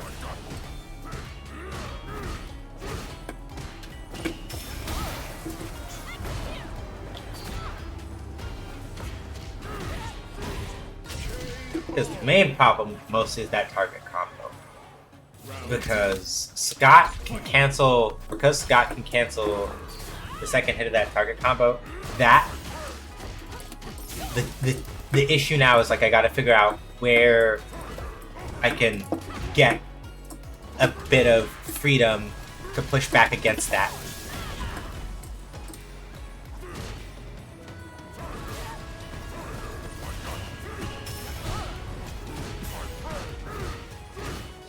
Yeah, because I know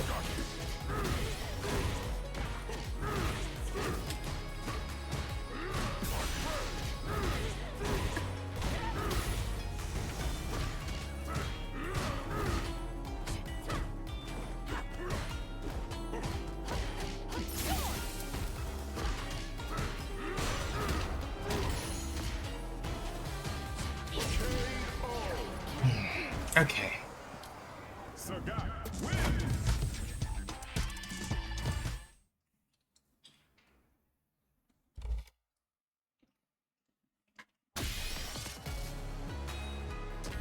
Okay, hold on a second. I want to turn it off for a minute.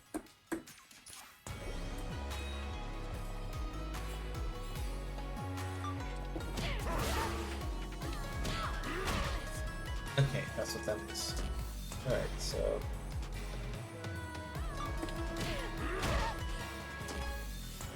He's +2 after that.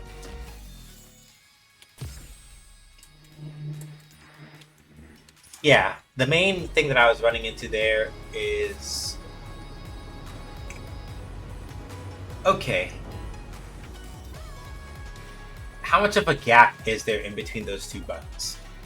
You're fine, Cat Wizard.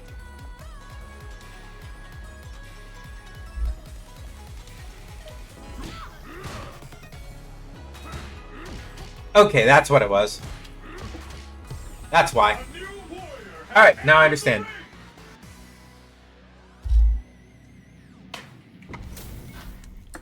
So the answer there, which I didn't know, because I haven't fought a lot of Sagat players that use that target combo, the answer there would have been just to jab him in the dick. Pretty much every time that he tried to do that.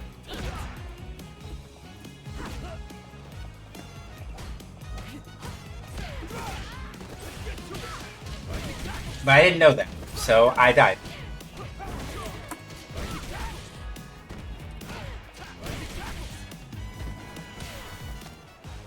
But now I do. This Terry's probably gonna smoke me because I wasn't thinking about what they were doing. Round 2. Fight. Try that again.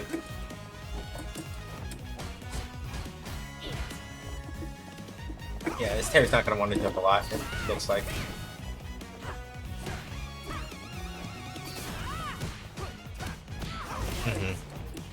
My fault because I got a little impatient there.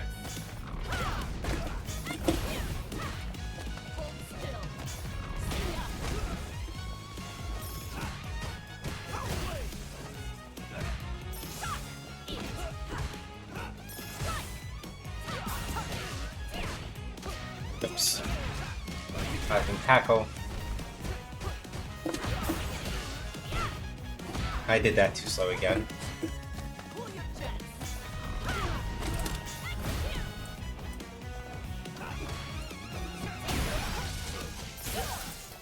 I did not mean for that to hit as deep a cross up as it did, but we take those. Power waves. Yep.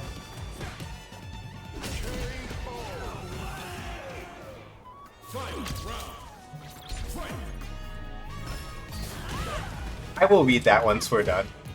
Because I do think that the psychology is relevant, so that's why I'm like, you're fine when in terms of talking about it. Because the psychology is relevant. It's just that, you know, it looks different in Street Fighter, but the psychology is largely the same.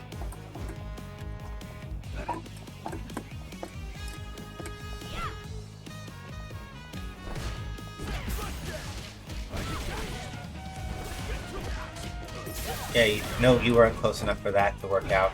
I respect them trying, though.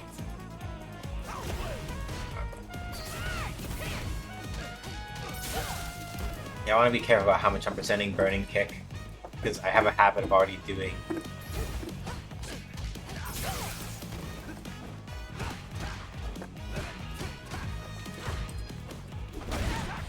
Yeah, it's good. Yeah, I'm done. That was a really clean, because the power charge into that link that they did is very tight, and you have to have the right spacing in order for that to work, because it's too close when you do the power charge. Terry doesn't have enough plus frames to link the kick afterward. If you're too far, then it doesn't reach. So that was very well done.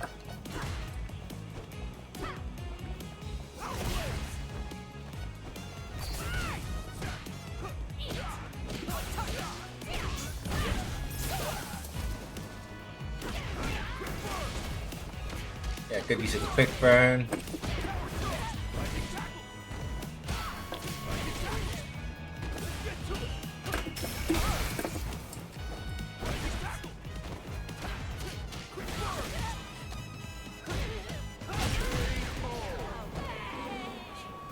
Yeah, I'm not reading the whole thing out loud, but yes, like that whole thing is essentially the equivalent of footsies in fighting games, right?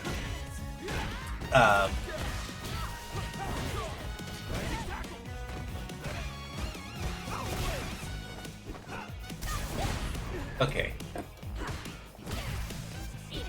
And my footsies, at least with Viper, are really bad.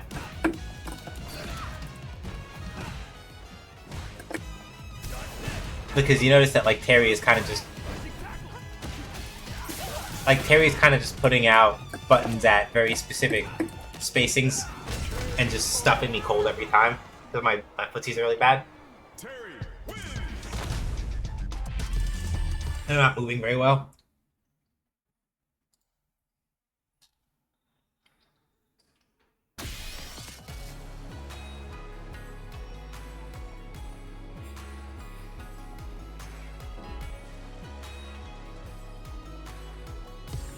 A new warrior has entered the ring!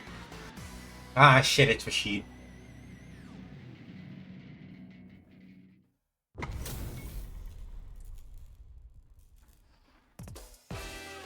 Round one. Fight! Skyward! Skyward! So I said this before about Rashid, but like the main thing is that Right here. as Rashid, the main thing is that like you have absurd amounts of mix-up,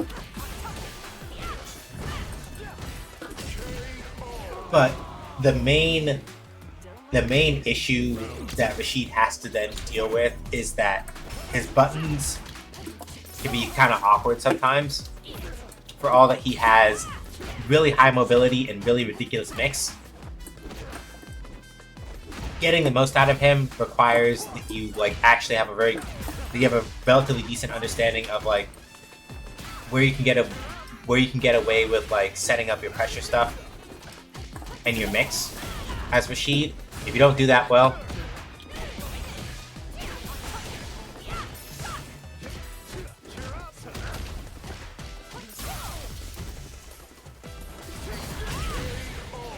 unfortunate that he chose that time to do the fireball. But yeah, like with Rashid, if you're not very careful about like You're in for a sick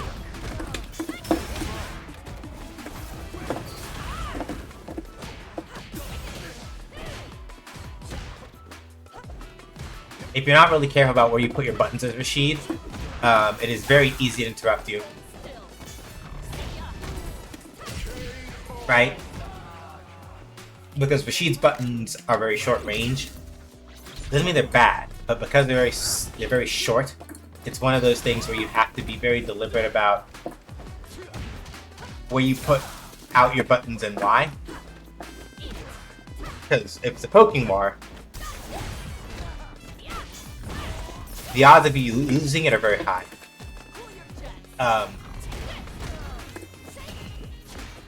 Rashid has a hard time with pokes. Yep, mixer.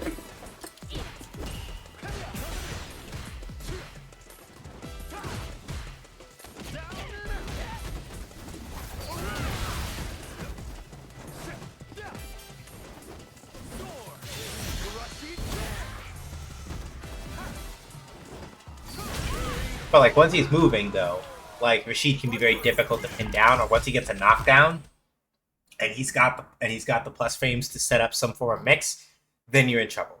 But if Rashid either cannot knock you down, or if Rashid cannot knock you down, or otherwise can't get in a position where he can do plus frames or mix, you have a better chance of pushing him off, especially if your normals are longer than his. A new warrior has entered the ring.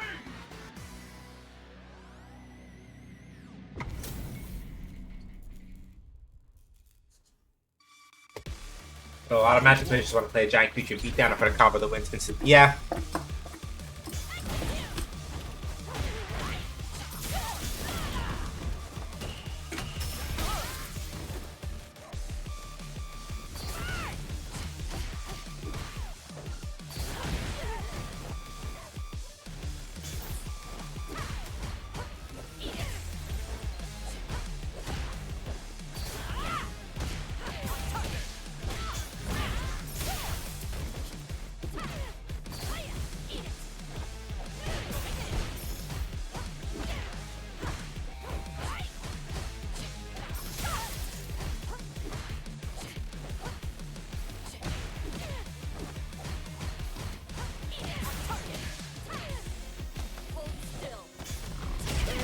Still managed to kill, thank goodness.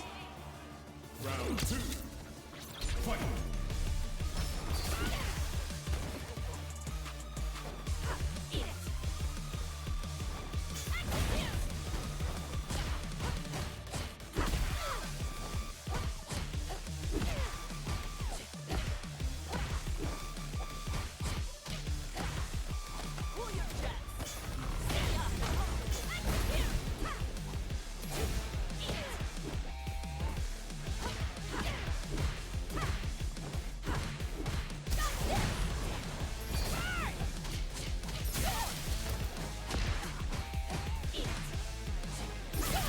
Yep, fair.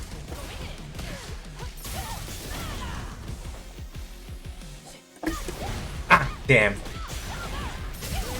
If I'd reacted, well, no. If I'd reacted correctly, I could have pushed them off, but not killed them, which is unfortunate.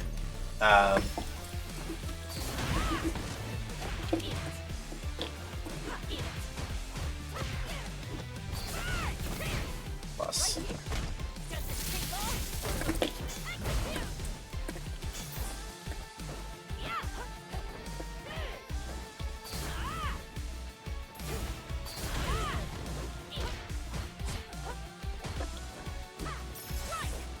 Oops.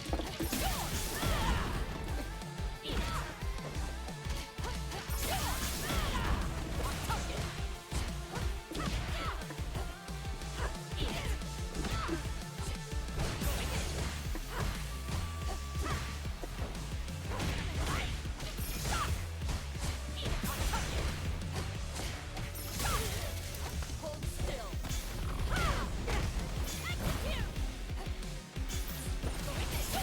Yeah, that was a good bait. That was good.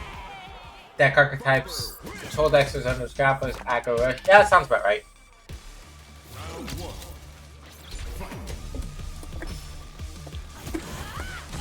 I forgot which Viper I was.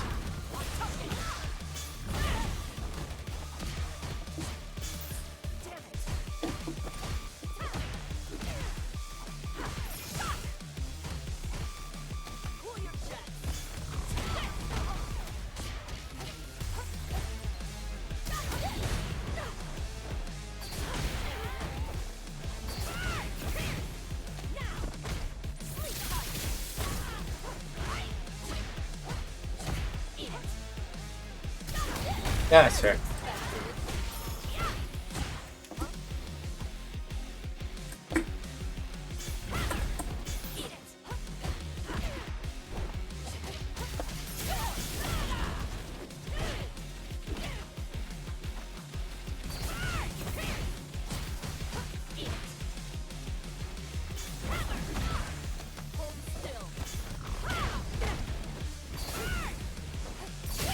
Yeah, that's fair. I was jumping too much.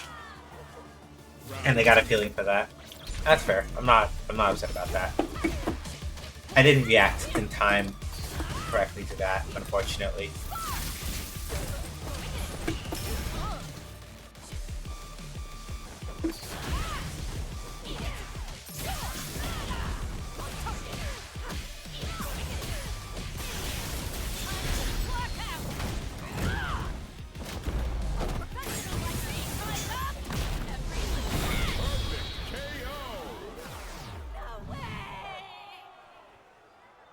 Viper wins.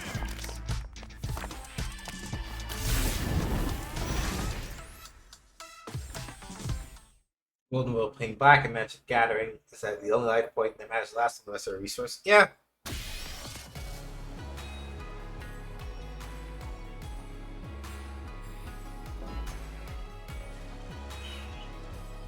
Zangief is very similar in that way. A new warrior has entered the ring. Speaking of,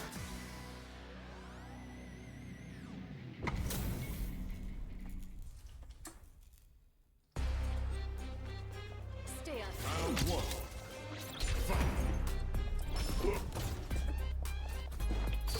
it's especially true of Zangief in this game because he has 1,000 more HP. He has 1,000 more HP to gamble than other characters do. So it's one of those things where, like, yeah, you can afford in certain aspects to kind of like trade on that.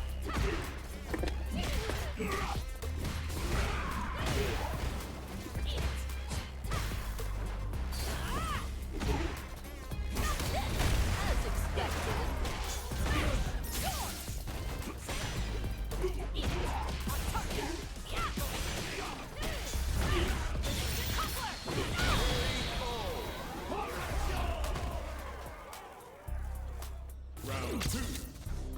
Fight.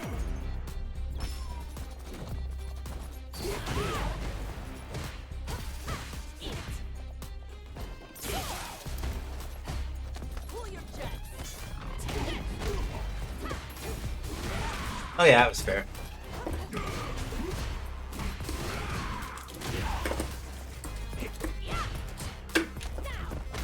Yeah, beast smoke break. Okay.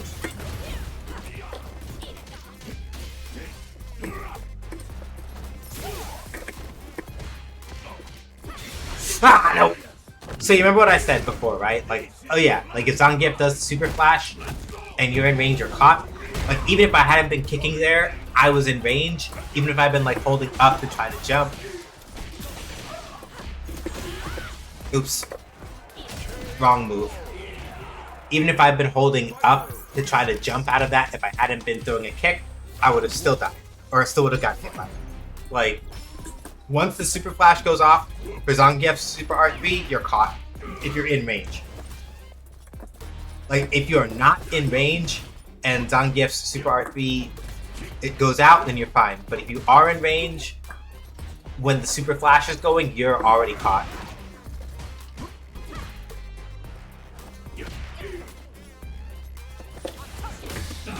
Oops.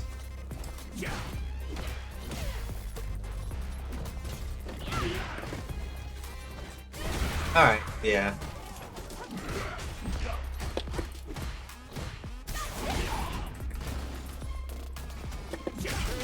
No, I reacted too late.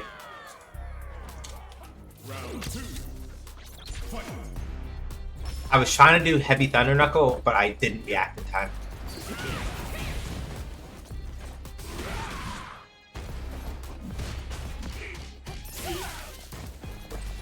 You're in for a shock. Eat it. Eat it. This will hurt.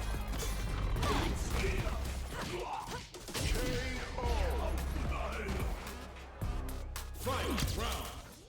Fight. I got it. Eat it. Eat it.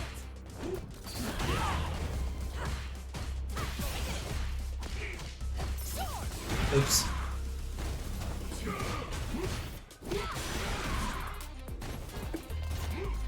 Yep, SPD. Ooh, this is a little...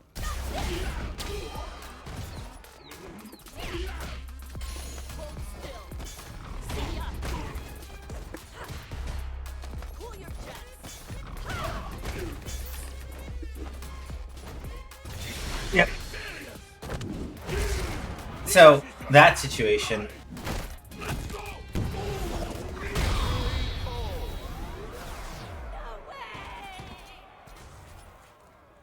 Zangief wins.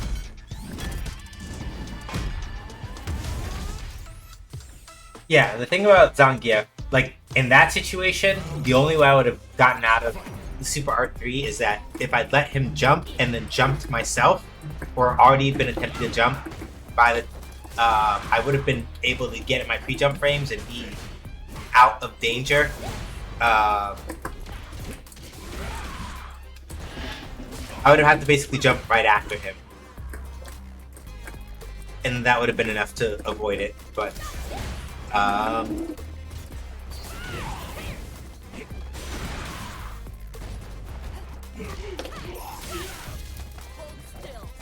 Strike.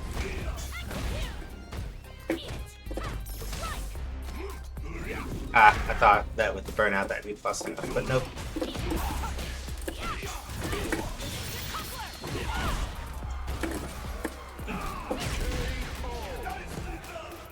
Unfortunately for Zangief, yeah, like whipping that punch at that distance is not a good idea.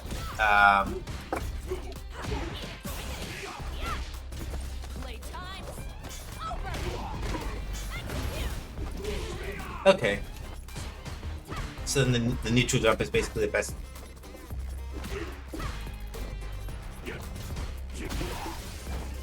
Yeah, that's fair.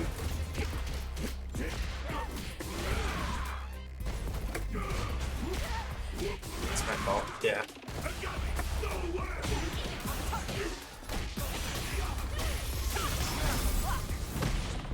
I think this should kill. Decouple all limiters.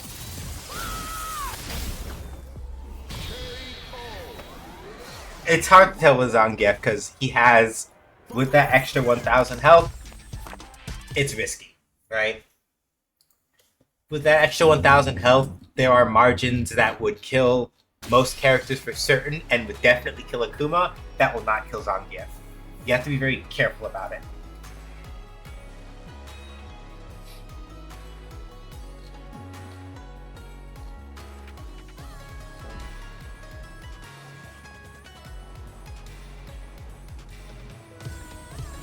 A new warrior has entered the ring.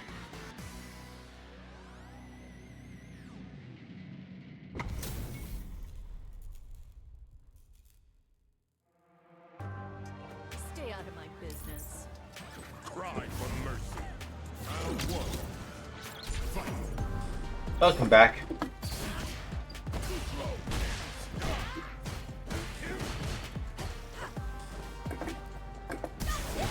Yeah, no, we can stop doing that.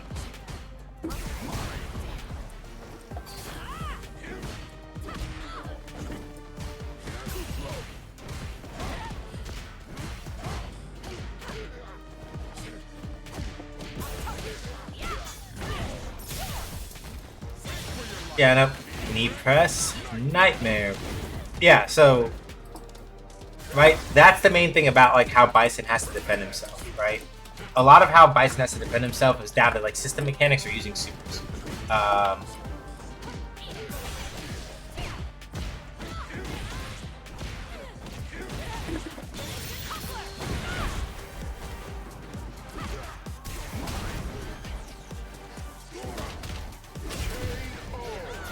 Yeah, and in that situation, I shouldn't have pressed the button there because being in burnout and then getting hit by scissor kick, that man was plus as fuck.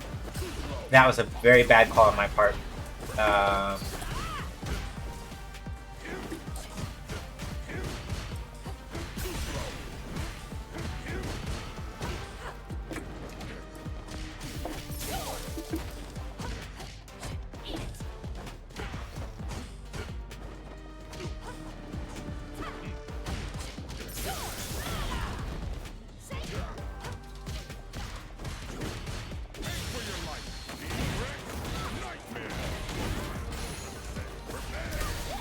Yeah, no, that was not a good call on my part.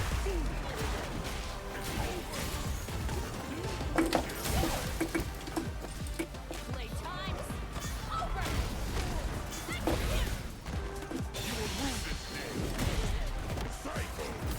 I'm not dead, but it's gonna hurt a lot.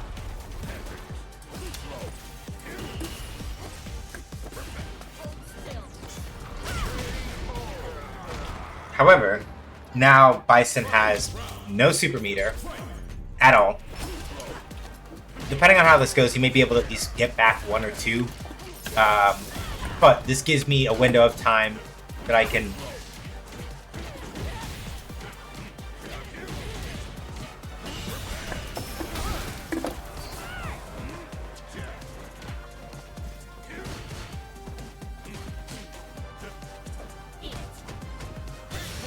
Now I got hit.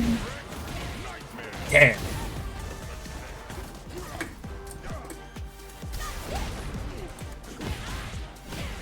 Yeah, so you remember what I said before about Bison, right? Where I'm like, yeah, he's really slow, and he can only really defend himself with super mechanics, but if he either hits you or makes you block something, he is already kind of taking his advantage. This is the sort of thing I do.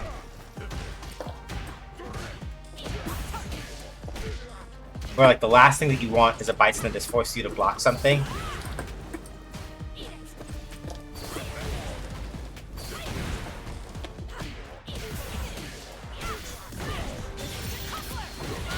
Because what happens is that once he's forced you to block something and he has any form of either plus frames or knockdown on you, he can kind of just keep enforcing pressure that way.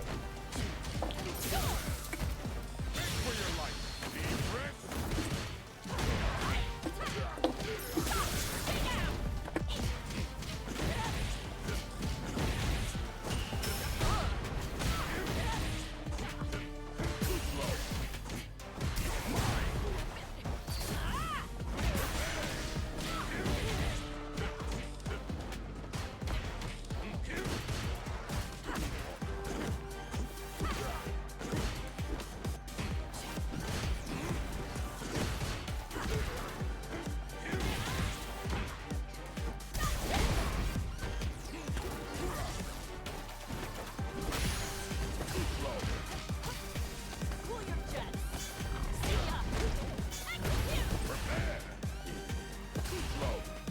This will hurt. So basically, like, your first ways of dealing with Bison, you have to figure out ways to neutralize or otherwise reduce the threat of double knee press. Mostly.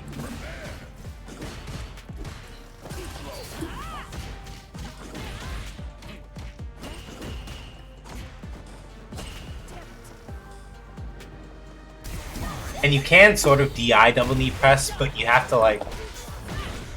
You have to be really on the ball about what version you do and then what spacing, because if you fuck it up... if you fuck up...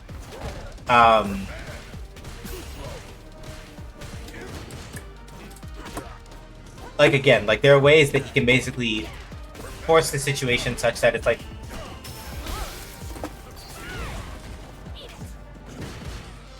Right?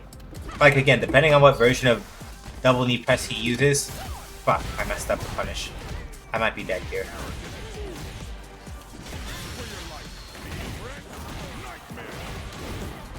Close. But yeah. And so that, yeah, tick though. Ooh, I done that a little bit later.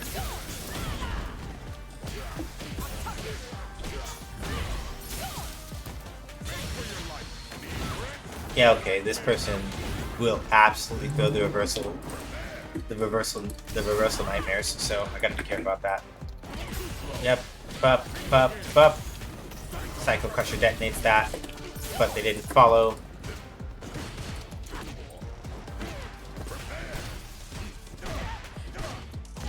Yeah, see? There it is again, right?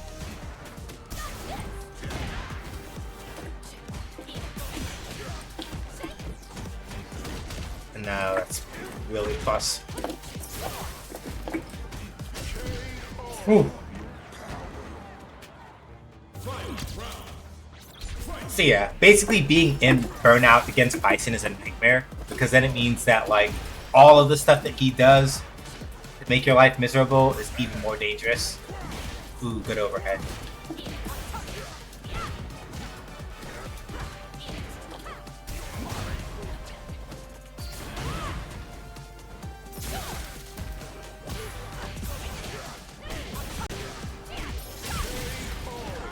Whew. Yeah, being in Burnout against Bison is what I can only charitably describe as like your fucking worst nightmare, because it basically means that whatever hands he chooses to put on you while you're in Burnout, you eat shit. It's just kind of what happens. You have to basically either understand where the gaps are. If you're in Burnout against Bison, you either have to...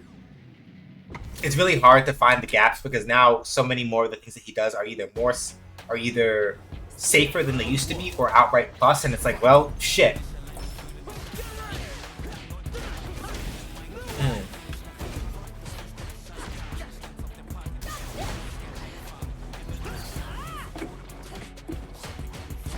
That's fair.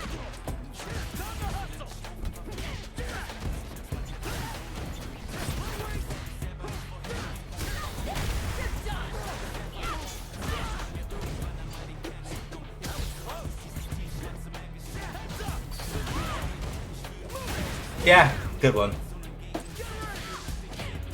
I tried to jump, but I think I got caught in the startup of slime time, so I wasn't able to get out.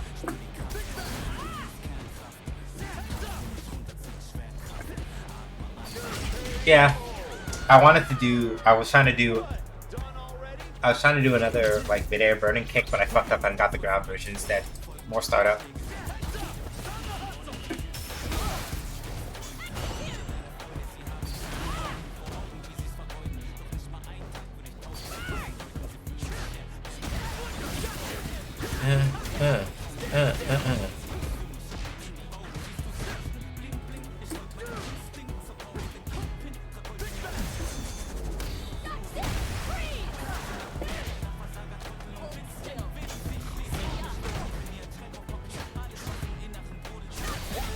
Yeah, it's my fault.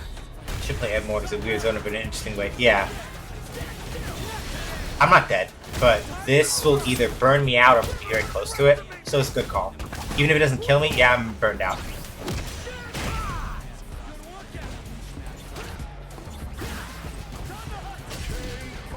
Yeah. So that was a good call on that part. So, like, basically times where you will want to use, like, super art, like, your super arts, even if it's not going to kill somebody, it's like, oh, can I force a burnout here? Is always a good opportunity.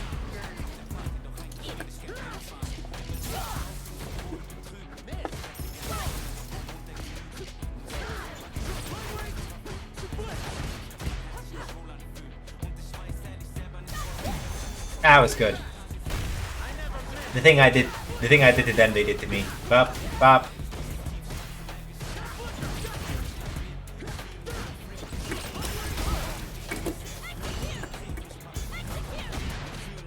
Yeah, you gotta be careful about.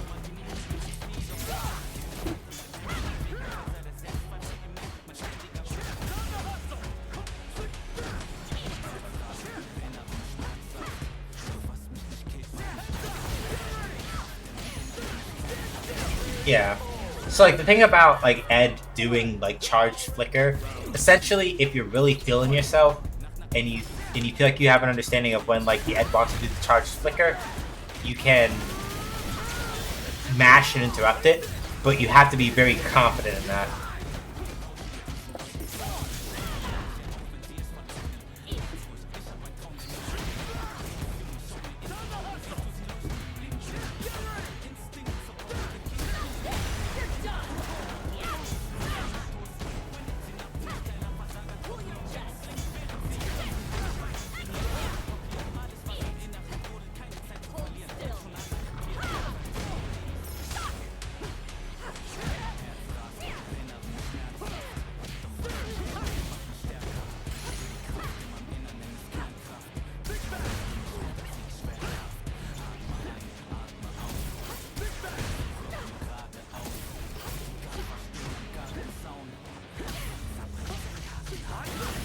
Yeah, cooked.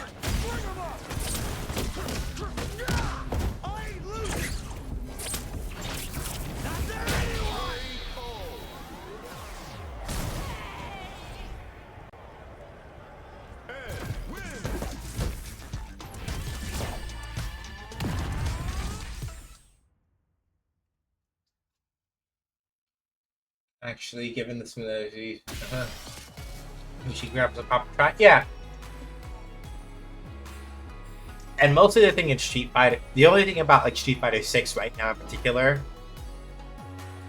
that makes like A new warrior has entered I'm thinking about it right? Of the grapplers that we have, they are all power type grapplers, right? If you have a preference for zone, and the thing is that like, well, that's a lie. Manon kind of isn't like a power type really. Like for you, it would probably be either Lily or Manon. Probably would be what you want, and maybe then I would probably put Manon because she also not that like the other grapplers have like bad striking, but like with Lily, it's very much a thing of like Lily's poking power is all concentrated in her Lily's poking power is all concentrated in her punch buttons, and her kick buttons are really fucked up. And while like Zangief has like the extra life stuff to kind of like let him distinctify in that sense, he's also really slow, and I don't know how you will like feel and adjust to that.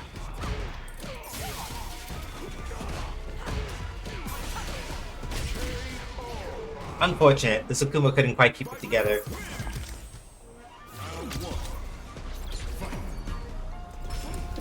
That's fair, I messed up. That was supposed to be a heavy size mode, but I fucked up the input, so it's my fault.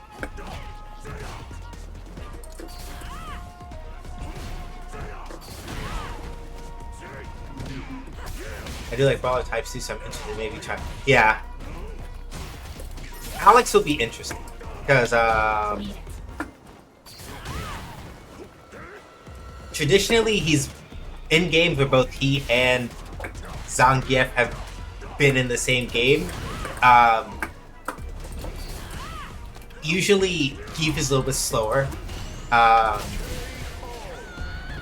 whereas like Alex has stuff like Stomp and I'm trying to think about the best ways to sort of describe it. I wish my friend Moon Master was here, because he sort of has played a lot of Alex, even though like Street Fighter V is not kind to him in that sense, because Alex had a hard time in that game.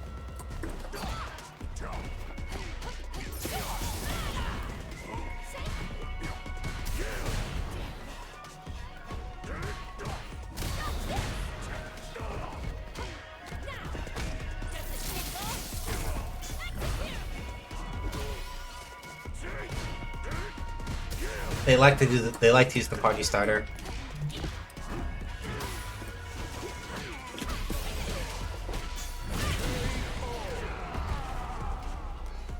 In DNF Duel, my favorite was, oh, you were a Seder player in DNF Duel, huh?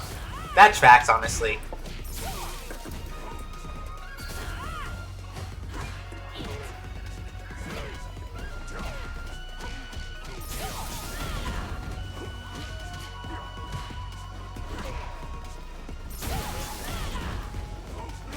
Yeah, fair. Good show you. Yep.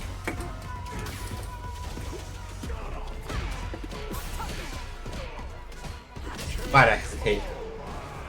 Also, oh yeah, some of the wall make a corner at mid screen whenever you feel. Some of the wall make a corner at mid screen whenever it's on cooldown. Yeah.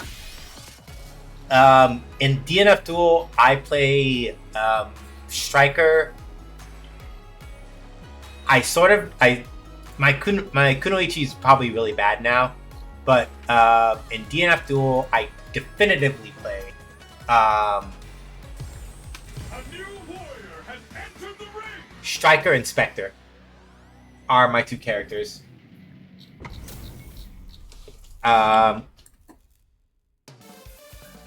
Striker and Spectre are my two characters. Okay, modern. So, again, on this channel, we do not believe that like modern players are cheating. That is not the way that this works. The main thing is that against modern players, you need to jump a little bit less, because they can, if their character has like a reversal move, like has like an anti-air or a reversal, or they can do it much more easily than you can if you're not playing modern. So you need to be very deliberate about when you jump and things like that. Jump a little bit less against modern players, especially if they're playing like Luke or Ryu or Ken or somebody who has those sort of things, right? Oh yeah, the actual yeah. Also Grappler himself, yeah. Like that man is a menace.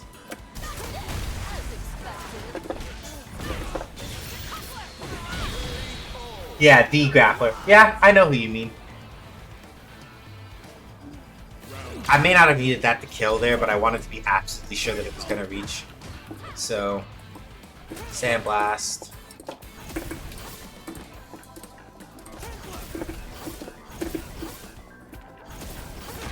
Yeah, that's fair.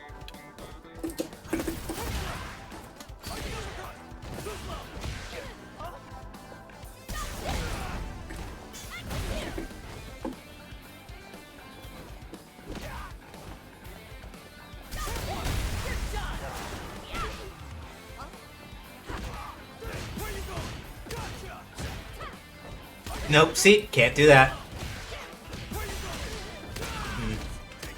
Ooh.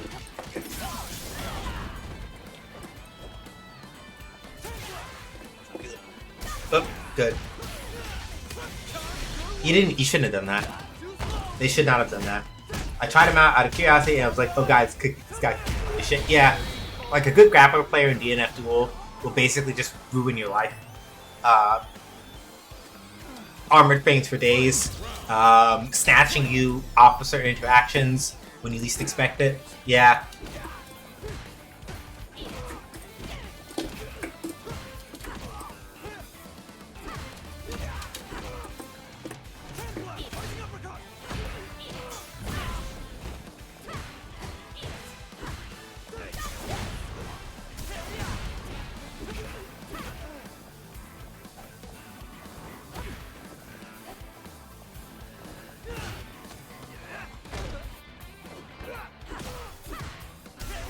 Yeah, that's fair.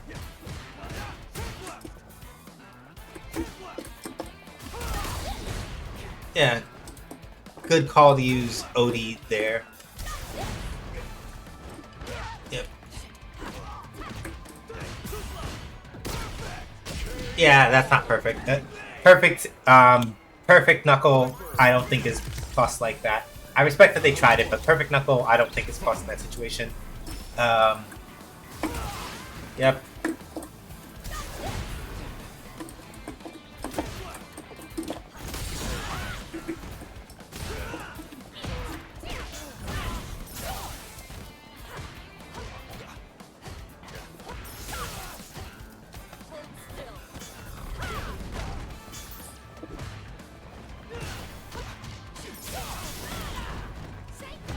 Ooh, yeah, too early on that part.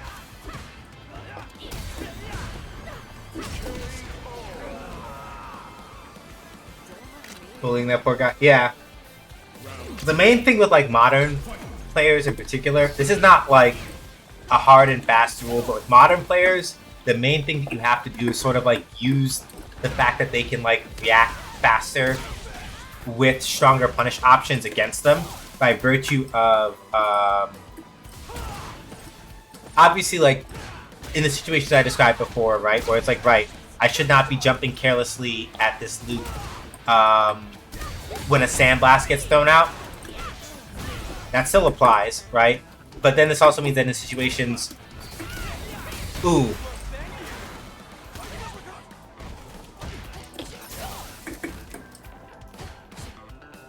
yeah, get them trigger happy, then bait something that you can punish. Yeah, and that's the main thing, right? So whenever people in this game, whenever people who play this game complain about like modern being super cheap, and you can like, oh yeah, it's super cheap because you don't have to like do commands in order to do stuff. It's like, yeah, the trade-off is both a damage penalty and the fact that like you can in fact like just bait people to like do things they shouldn't be doing. I wouldn't have done SA3 here. I would not have done SA3 here. I don't know if that's like an auto combo thing or just something that they dialed in. If they can keep their spacing and stuff correctly, then this will work out. But if they fuck up and let me close too many times now, they're not in for a good time. Sandblast. Yeah, and I am trying not to present Burning Kick too much because, again, Burning Kick, if you know that it's coming, you can drive impact it, and then you don't have a good time. Yep. Sandblast. Yeah, the Luke knew that was coming.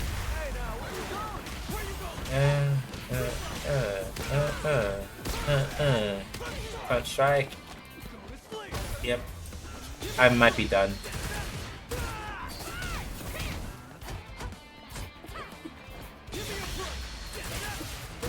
Ooh, if it had come out. I'm probably cooked. Yeah, it's okay. I think I can get them on the run back. I think. I just have to be a little more careful. Because they're not getting baited as easy, so now I have, and they're not giving me the space to like catch them with Luke blows. Yeah, Luke's level 1 is basically reuse Shinku Hadoken, essentially.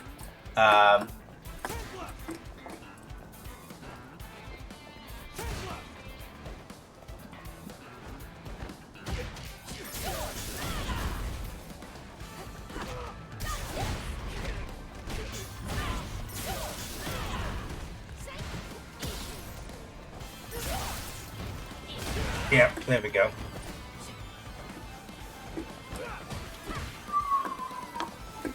Sandblast.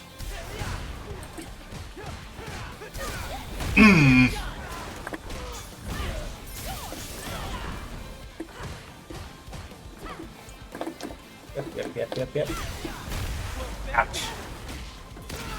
Intep Shinku. Yeah, basically. Alright, that.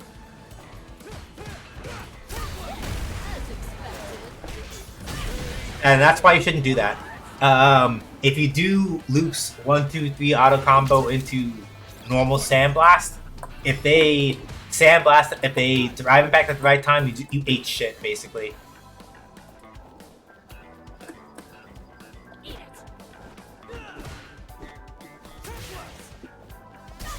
Yeah, no, that's fair. I was trying to anticipate a Sandblast that didn't show up. Good. Yep, there's Luke with that jab.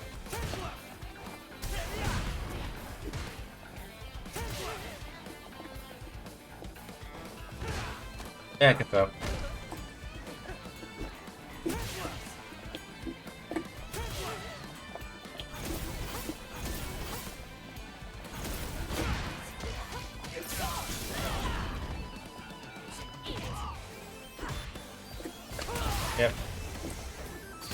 Yep.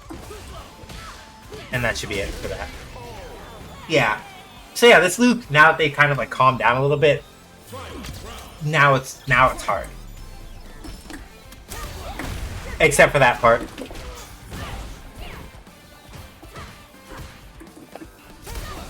Ooh. Yeah, and it depends on the strength of the sandblast that like Luke uses too, right? Front strike. Good. Yep, sandblast. Rising uppercut. I wanted to. Nah, I'm cooked now. Yeah, that's fine. Memphis. So basically, the thing is that like drive impacting through sandblast is not always guaranteed. Much like with Hadoken, it depends on the distance between you and Luke when it comes out, and if he was doing anything beforehand, right? Because like if Luke manages to hit you with like a 2-piece and then the sandblast is the third hit, then you're cooked, right? Which is why, for example, if he checks you like a jab or something quick and then does OD sandblast, he will likely break your drive impact armor before you punch him in the nose. A new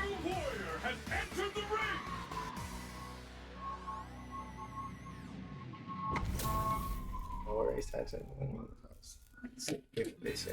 Okay. Alright, Maya again. This should be interesting. Let's rock.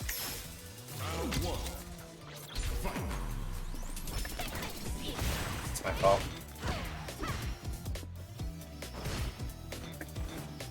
Now I need to be careful about those jumps, because I don't know if this person is going to be able to consistently view engine me or not. Ooh. Nope.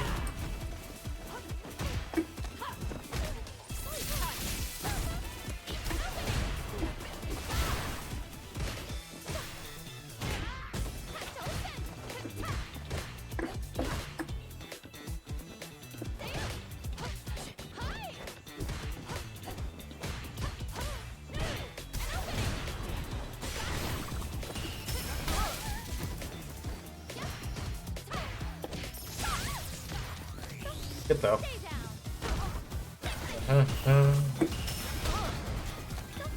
Stay down.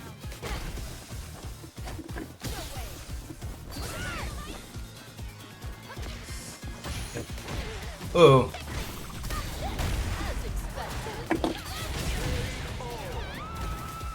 Ooh. Thank goodness I remembered to actually use jumping medium punch in that situation. That was the only way to get the combo into burning kick. Well, I could have. The long and short of it is that that's the way I needed to get max damage out of that interaction for what I know right now. Okay. So this person has not yet presented at any particular point a Ryu engine, which means that I may just want to sit on top of them for punish purposes, because they're not. Yep, fair. Get overhead. Yeah, I got caught. Kageto on mine. So yeah, if you remember why I try not to use Burning Kick a lot in neutral, it's because of that. If people suspect that it's coming, it's very much like Ken's Dragon Lash kick. Where if you have an anti-air locked and loaded because you suspect that the person is going to be doing it, then you know.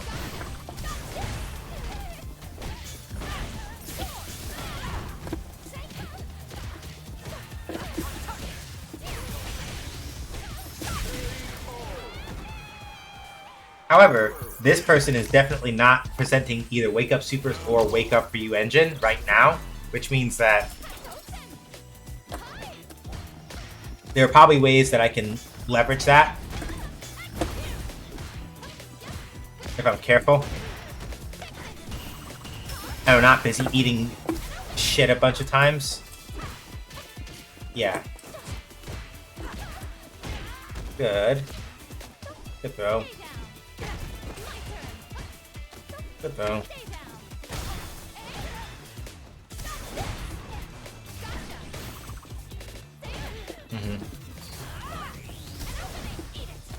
Oops.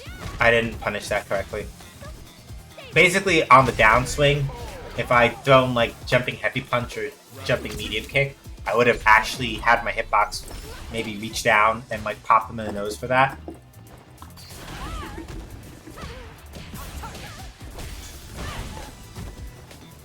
Watch your head. My turn. Good throw. Stay down.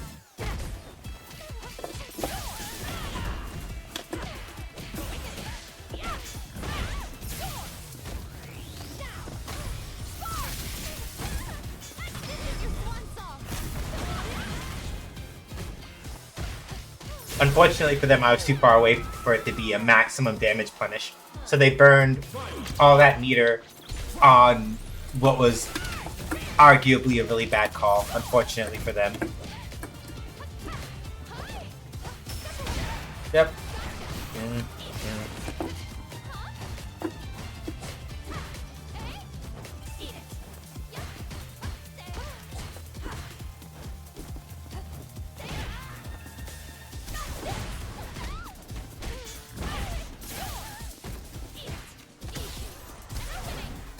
Oops. I didn't mean to forward jump there. Yeah, that's fair. Stay down.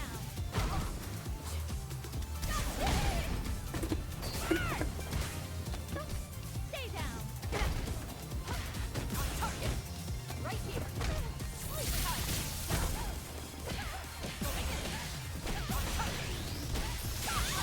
Blackout. Professional like me tries up every Woo!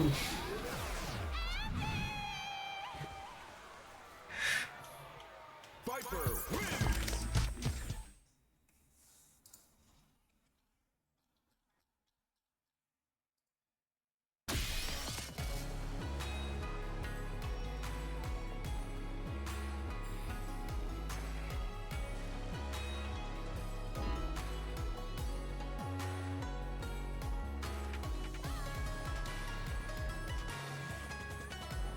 A new warrior has entered the ring. Oh, it's Guile. Oh boy, it's Guile. Oh, this is always fun.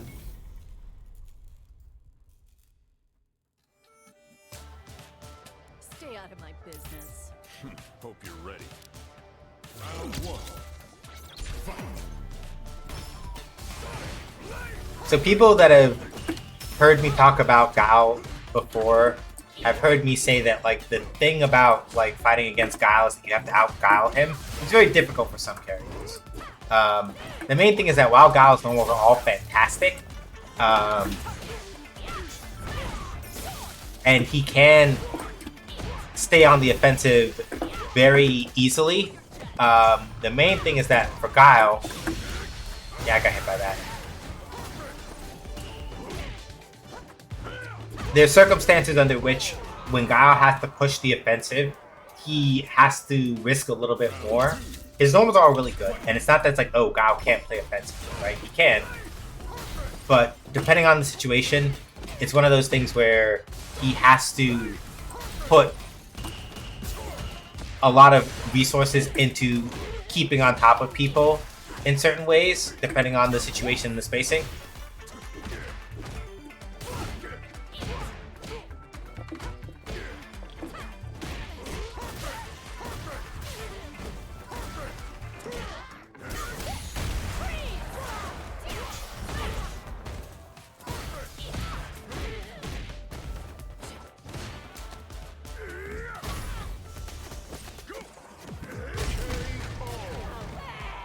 And he's not super fast either, right? So while he can make up for that with the way that like sonic booms are basically just like all over the place a lot of the time, right? So he doesn't have to be super fast all the time.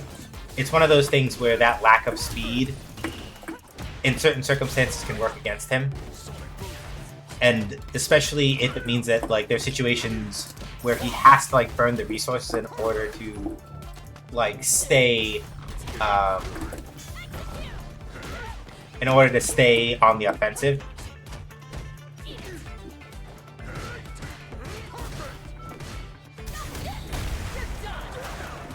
Ah, damn it. Of all the times for me to fuck that up. Ooh.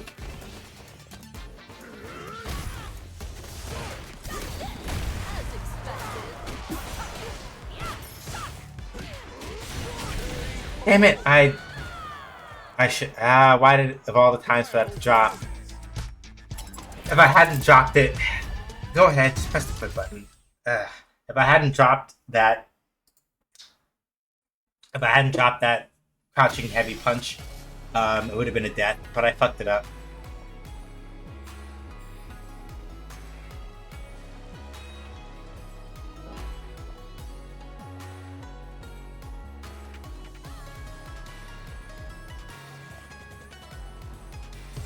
A new warrior has entered the ring!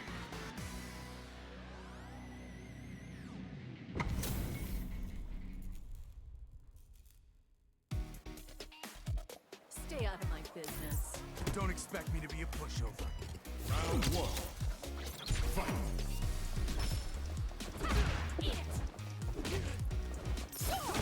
That's fair. Let's see. Are you the type to show you Reppa? Maybe. Oh. Yep.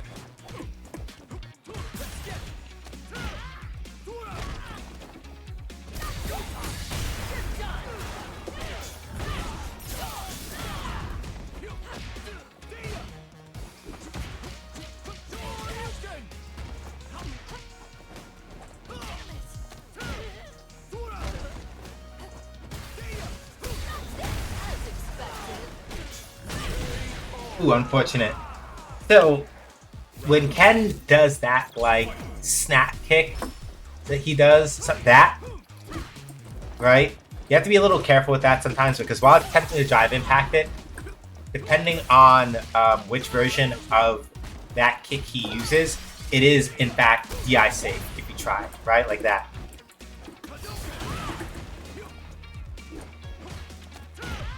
So, if I'd reacted a little bit better. Ooh.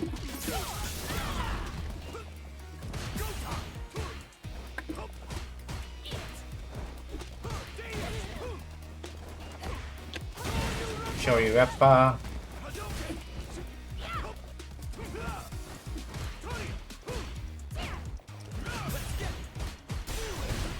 Yep. I might be dead. If I'm not, I'm still at a drive disadvantage. Yeah. I was looking, I'm like, that's basically like near raw SA3 and I'm already in critical health range. I'm probably dead.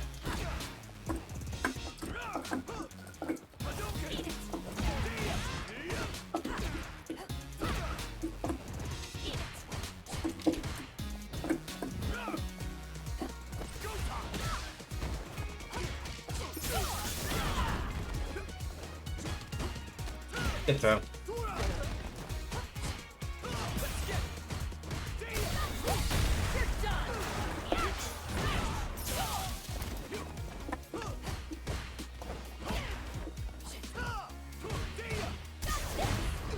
Yeah, and then Ken can also just like throw it without any follow-up and use that also to bait drive impacts.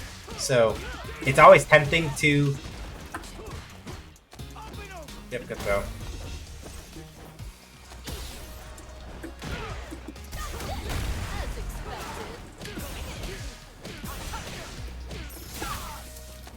All the times drop SA3 again, but I didn't. I managed to make it work. That means that my inputs are dirty. Like if I'm dropping Super R3 like that in those situations, it means that I'm not doing the clean input for the actual command.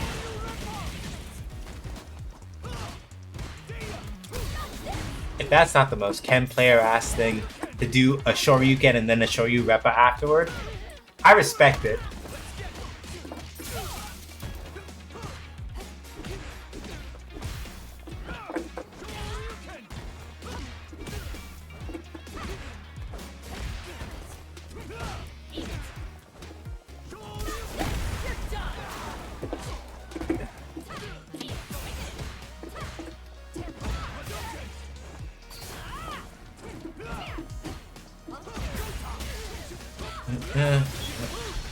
I should be dead.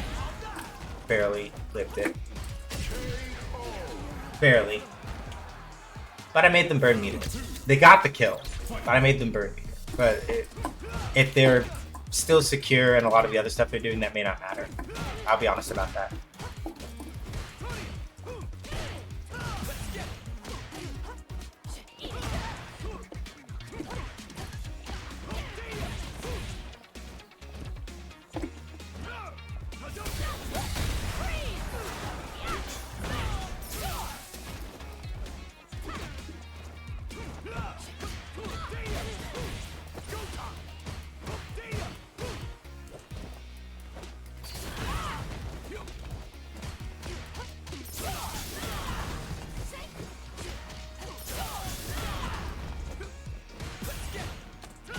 Good go.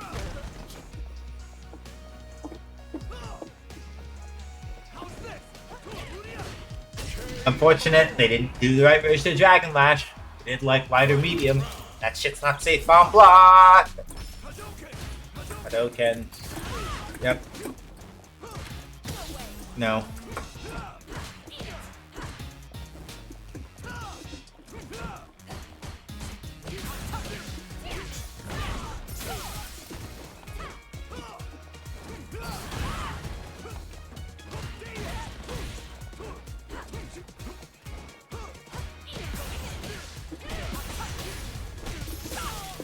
Damn it, I dropped it again.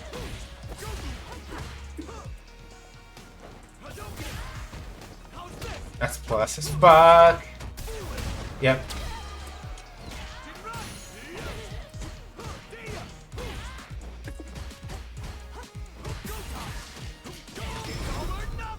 I might be dead because it's critical art and I'm just above. Okay, I just barely lived it. No, I hesitated and I shouldn't have done that. It's okay. I can hold that. I don't mind losing that. I did not respond correctly, and that's just what it is. Neutral jumps are probably doing great. Yep. Alright, there we go. Katsu. Duck.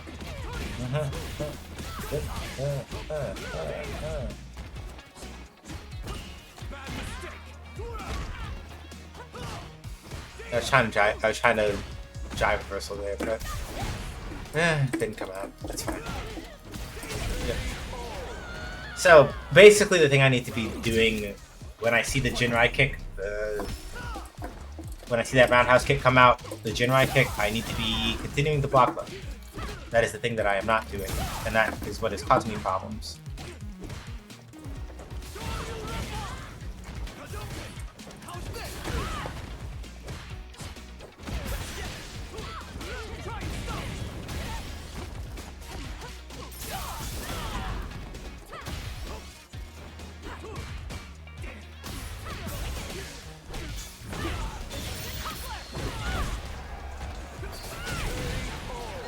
Ooh.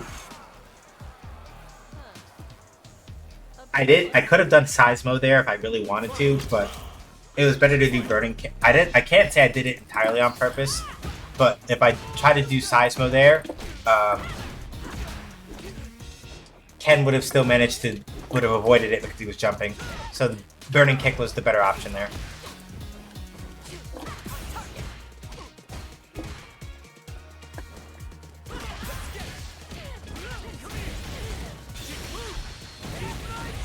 Yeah. Shippu rather than SA3 because it puts me toward the corner.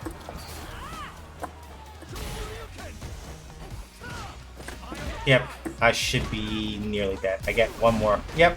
Because like I would have had to react to the super or jump in order to get away from that drive impact safely because I didn't have enough health to soak it with the counter DI. And I wasn't looking for it.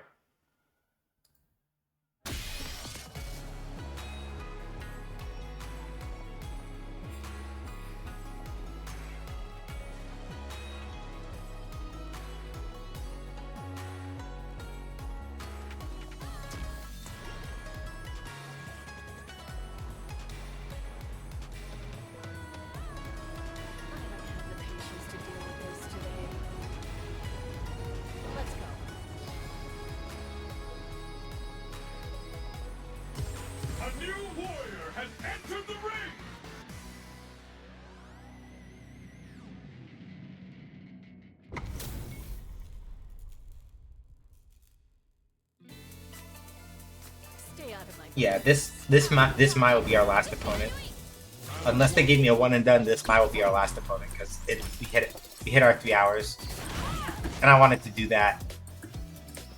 Especially like again, in light of the week that I've had, which has not been bad, just long. I wanted to. Ooh. Unfortunately, you did the wrong version of Ryu Embu. You need to confirm if somebody's standing to do that one. Nope, I shouldn't. I don't need to do that. That's being silly on my part.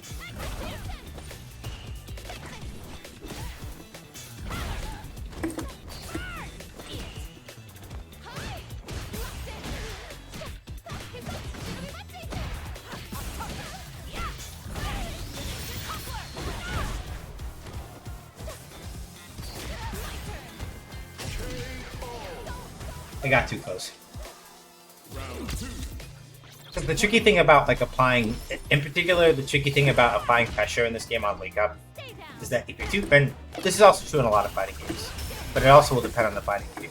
If you are too close, right, and you are trying to just like apply pressure on somebody's Wake Up, then depending on the thing that you are doing, a jab may sometimes work and knock you out of that pressure that you were doing, depending on what you're trying to set up with. So you have to be.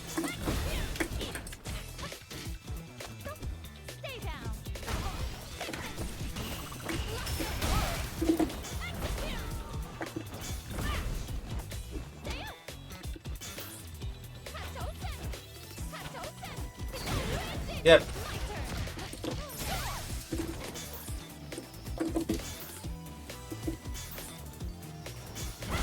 Yeah, that's fair. I did that at the wrong distance. Seismo is very strong as an attack. You have to be very confident at what spacings you're doing it. It's very easy.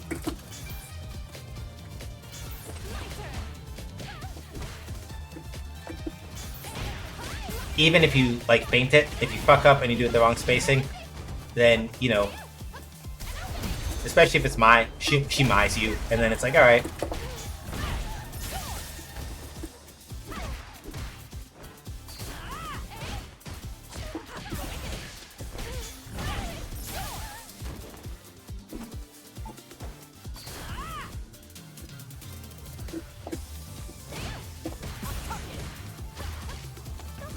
Good throw.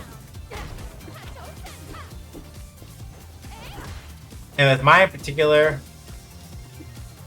it's not so much that like throwing Kachosen at neutral is the thing that she never wants to do, but she tends to benefit more. Like her Kachosen setups tend to be better after you've managed to get a knockdown, usually. Oh, you're dead. I saw that drive parry flash, and I'm like, I'm putting in a throw. Oh, you're dead. If you throw somebody when they're trying to drive parry, they take extra damage because it's like a counter. It counts as a counter hit. Oh.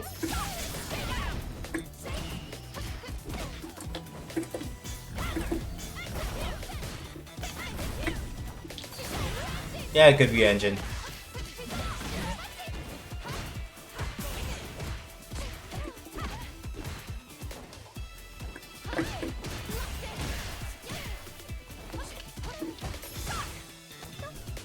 Good throw.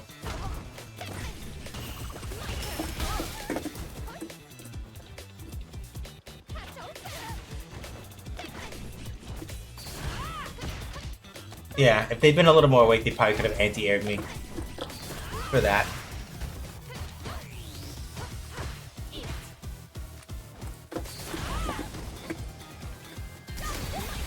Yeah, that was a good one to... I'm dead. Yeah, that fan buff is my standing heavy punch, and it is special and it's special cancelable, which means that you can cancel the drive attack. It's also super cancelable. So, one of her very good pokes.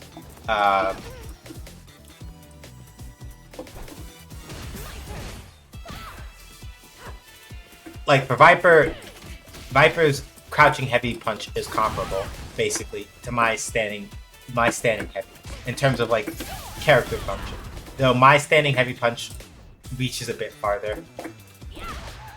Viper's standing heavy punch is not bad by any means. It's just that it's not directly special cancelable. So for Viper, if you do her standing heavy punch,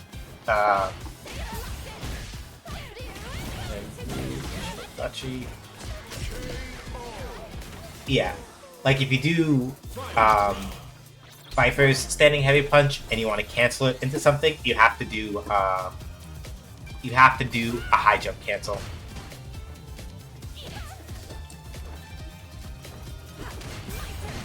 It's plus.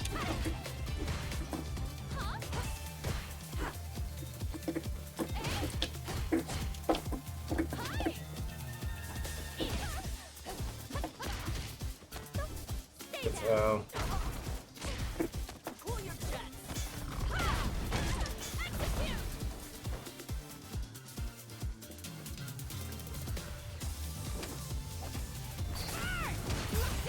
Yep.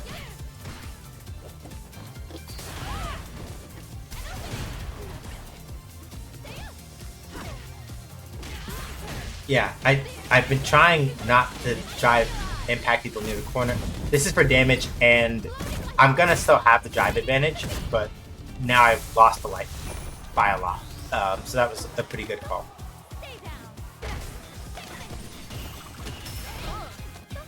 Yeah, and I'm cooked.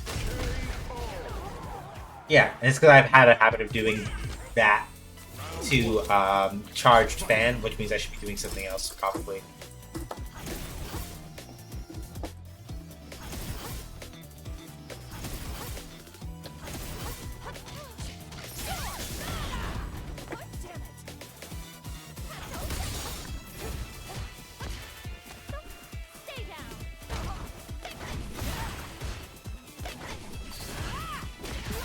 Yep.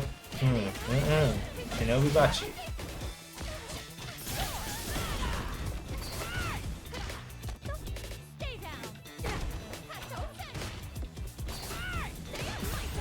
It's plus.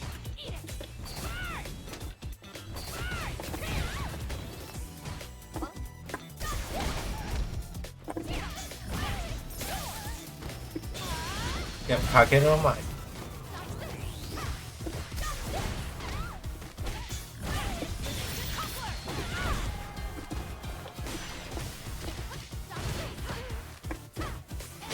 Ooh, no, I should have pushed with something else. Silly me. I was afraid. I got afraid and I didn't act.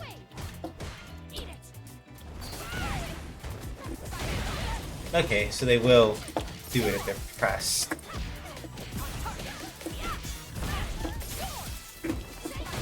There we go.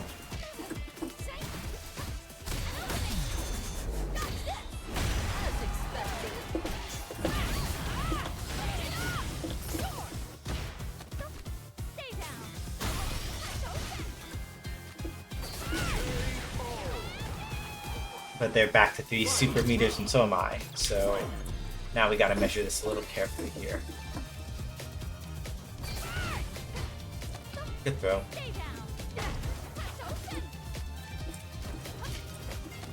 Yep, good throw. Can I do it again? Yep.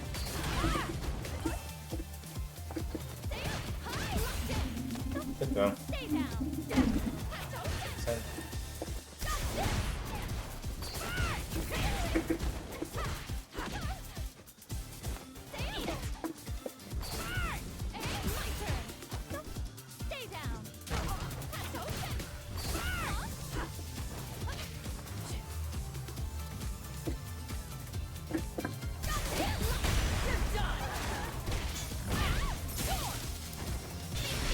I gotcha.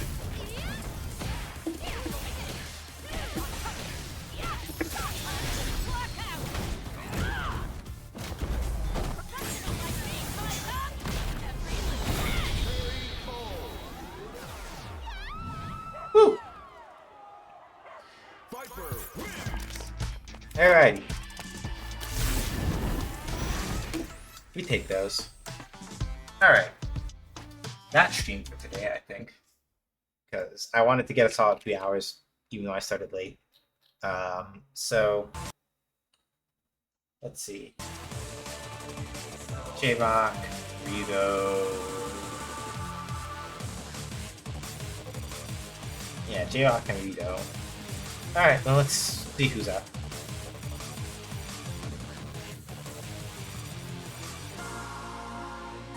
So, if you want to check out my other links, here are the things. As, again, we are still running the winter rent drive for basically the rest of November, going into December. Any of the money that you put into my Ko-Fi goes towards this goal. We are $5 away from the $1,000 milestone, which is 25% of the way through the drive. And that means if we get $1,000, Metroid Dread. Exclamation point donates in. That's what you're looking for.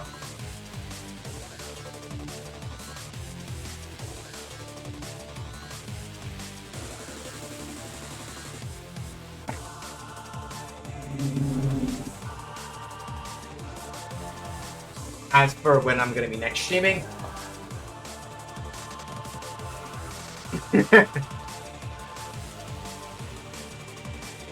you want commands instead of exclamation point command. I think it's exclamation point commands.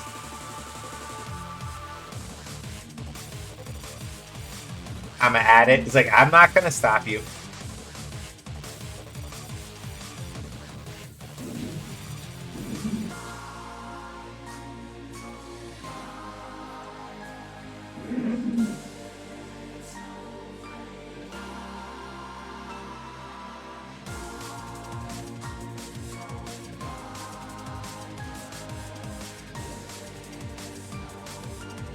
So, yeah.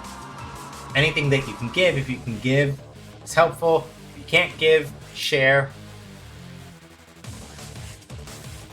Like I said, we are about $5 away from the Metroid Dread milestone, and that puts us at literally 25% of the way through the drive. So you know.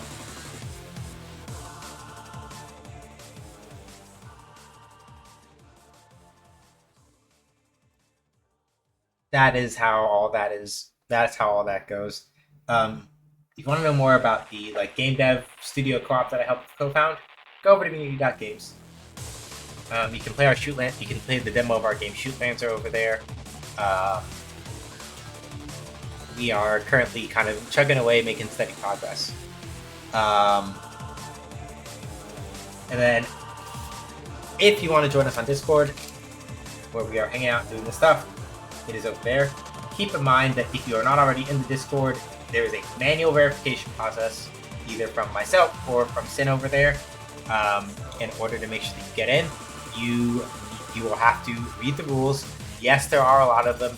Yes, that is on purpose. It is mostly to make sure that people sit down and pay attention to the things that are being said.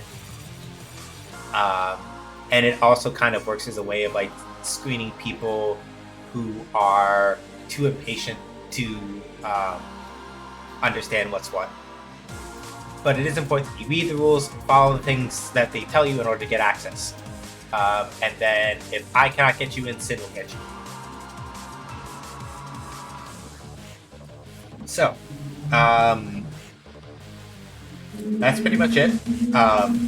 This Sunday, I know we are going to be playing something as a one-off, as a cooldown between this and as our previous game, Tales of Vesperia, and Mega Man Battle Network 1 is our next game. But we're going to be playing something like a one-shot in between, just to kind of get a chance to relax a little bit before we get too deep into it.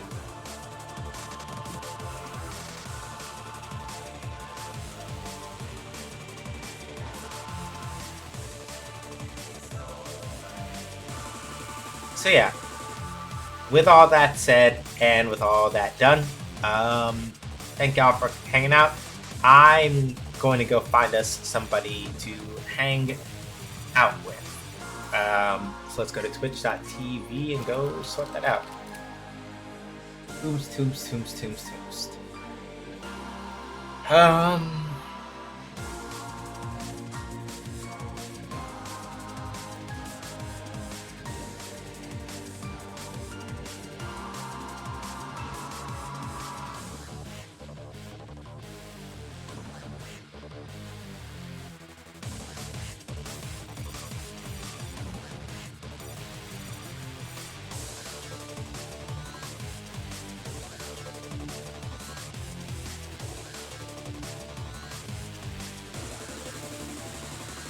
You know, I haven't been by Thormangander for a while, and I feel like we'll want to hang out with Thormangander.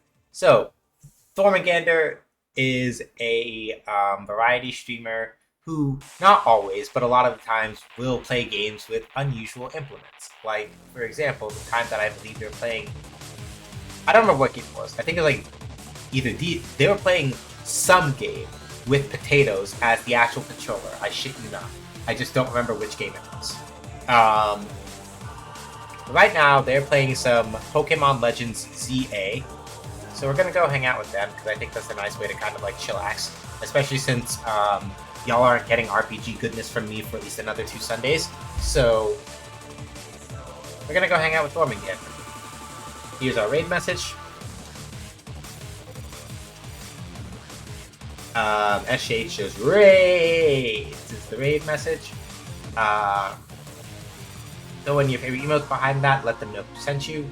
Aside from that, basically stay safe, wash your hands, wear a mask when you go outside, be excellent to each other, but not to bigots, racist, turfs, sexist, anti-queer folks, or fascists. Black Lives Matter. Trans rights are human rights. Reproductive rights are human rights. Palestine, the Sudan, the Congo, New Caledonia, and Haiti must all be free. None of us are free to all. Take care of yourselves, take care of each other. You don't have to do a lot of big things in order to do that. Listen to the people who are around you and listen to the things they're asking for, and go from there. I'll see y'all on Sunday. We'll see about how things go there. I don't really know what game I'm going to be playing for a one-shot. I might just look through my library and look for something I haven't played yet, and give y'all a couple hours of that, and then maybe, depending on what it is, we come back. Alright. So, thank y'all. Enjoy your time with Thor. Till next time. Deuces.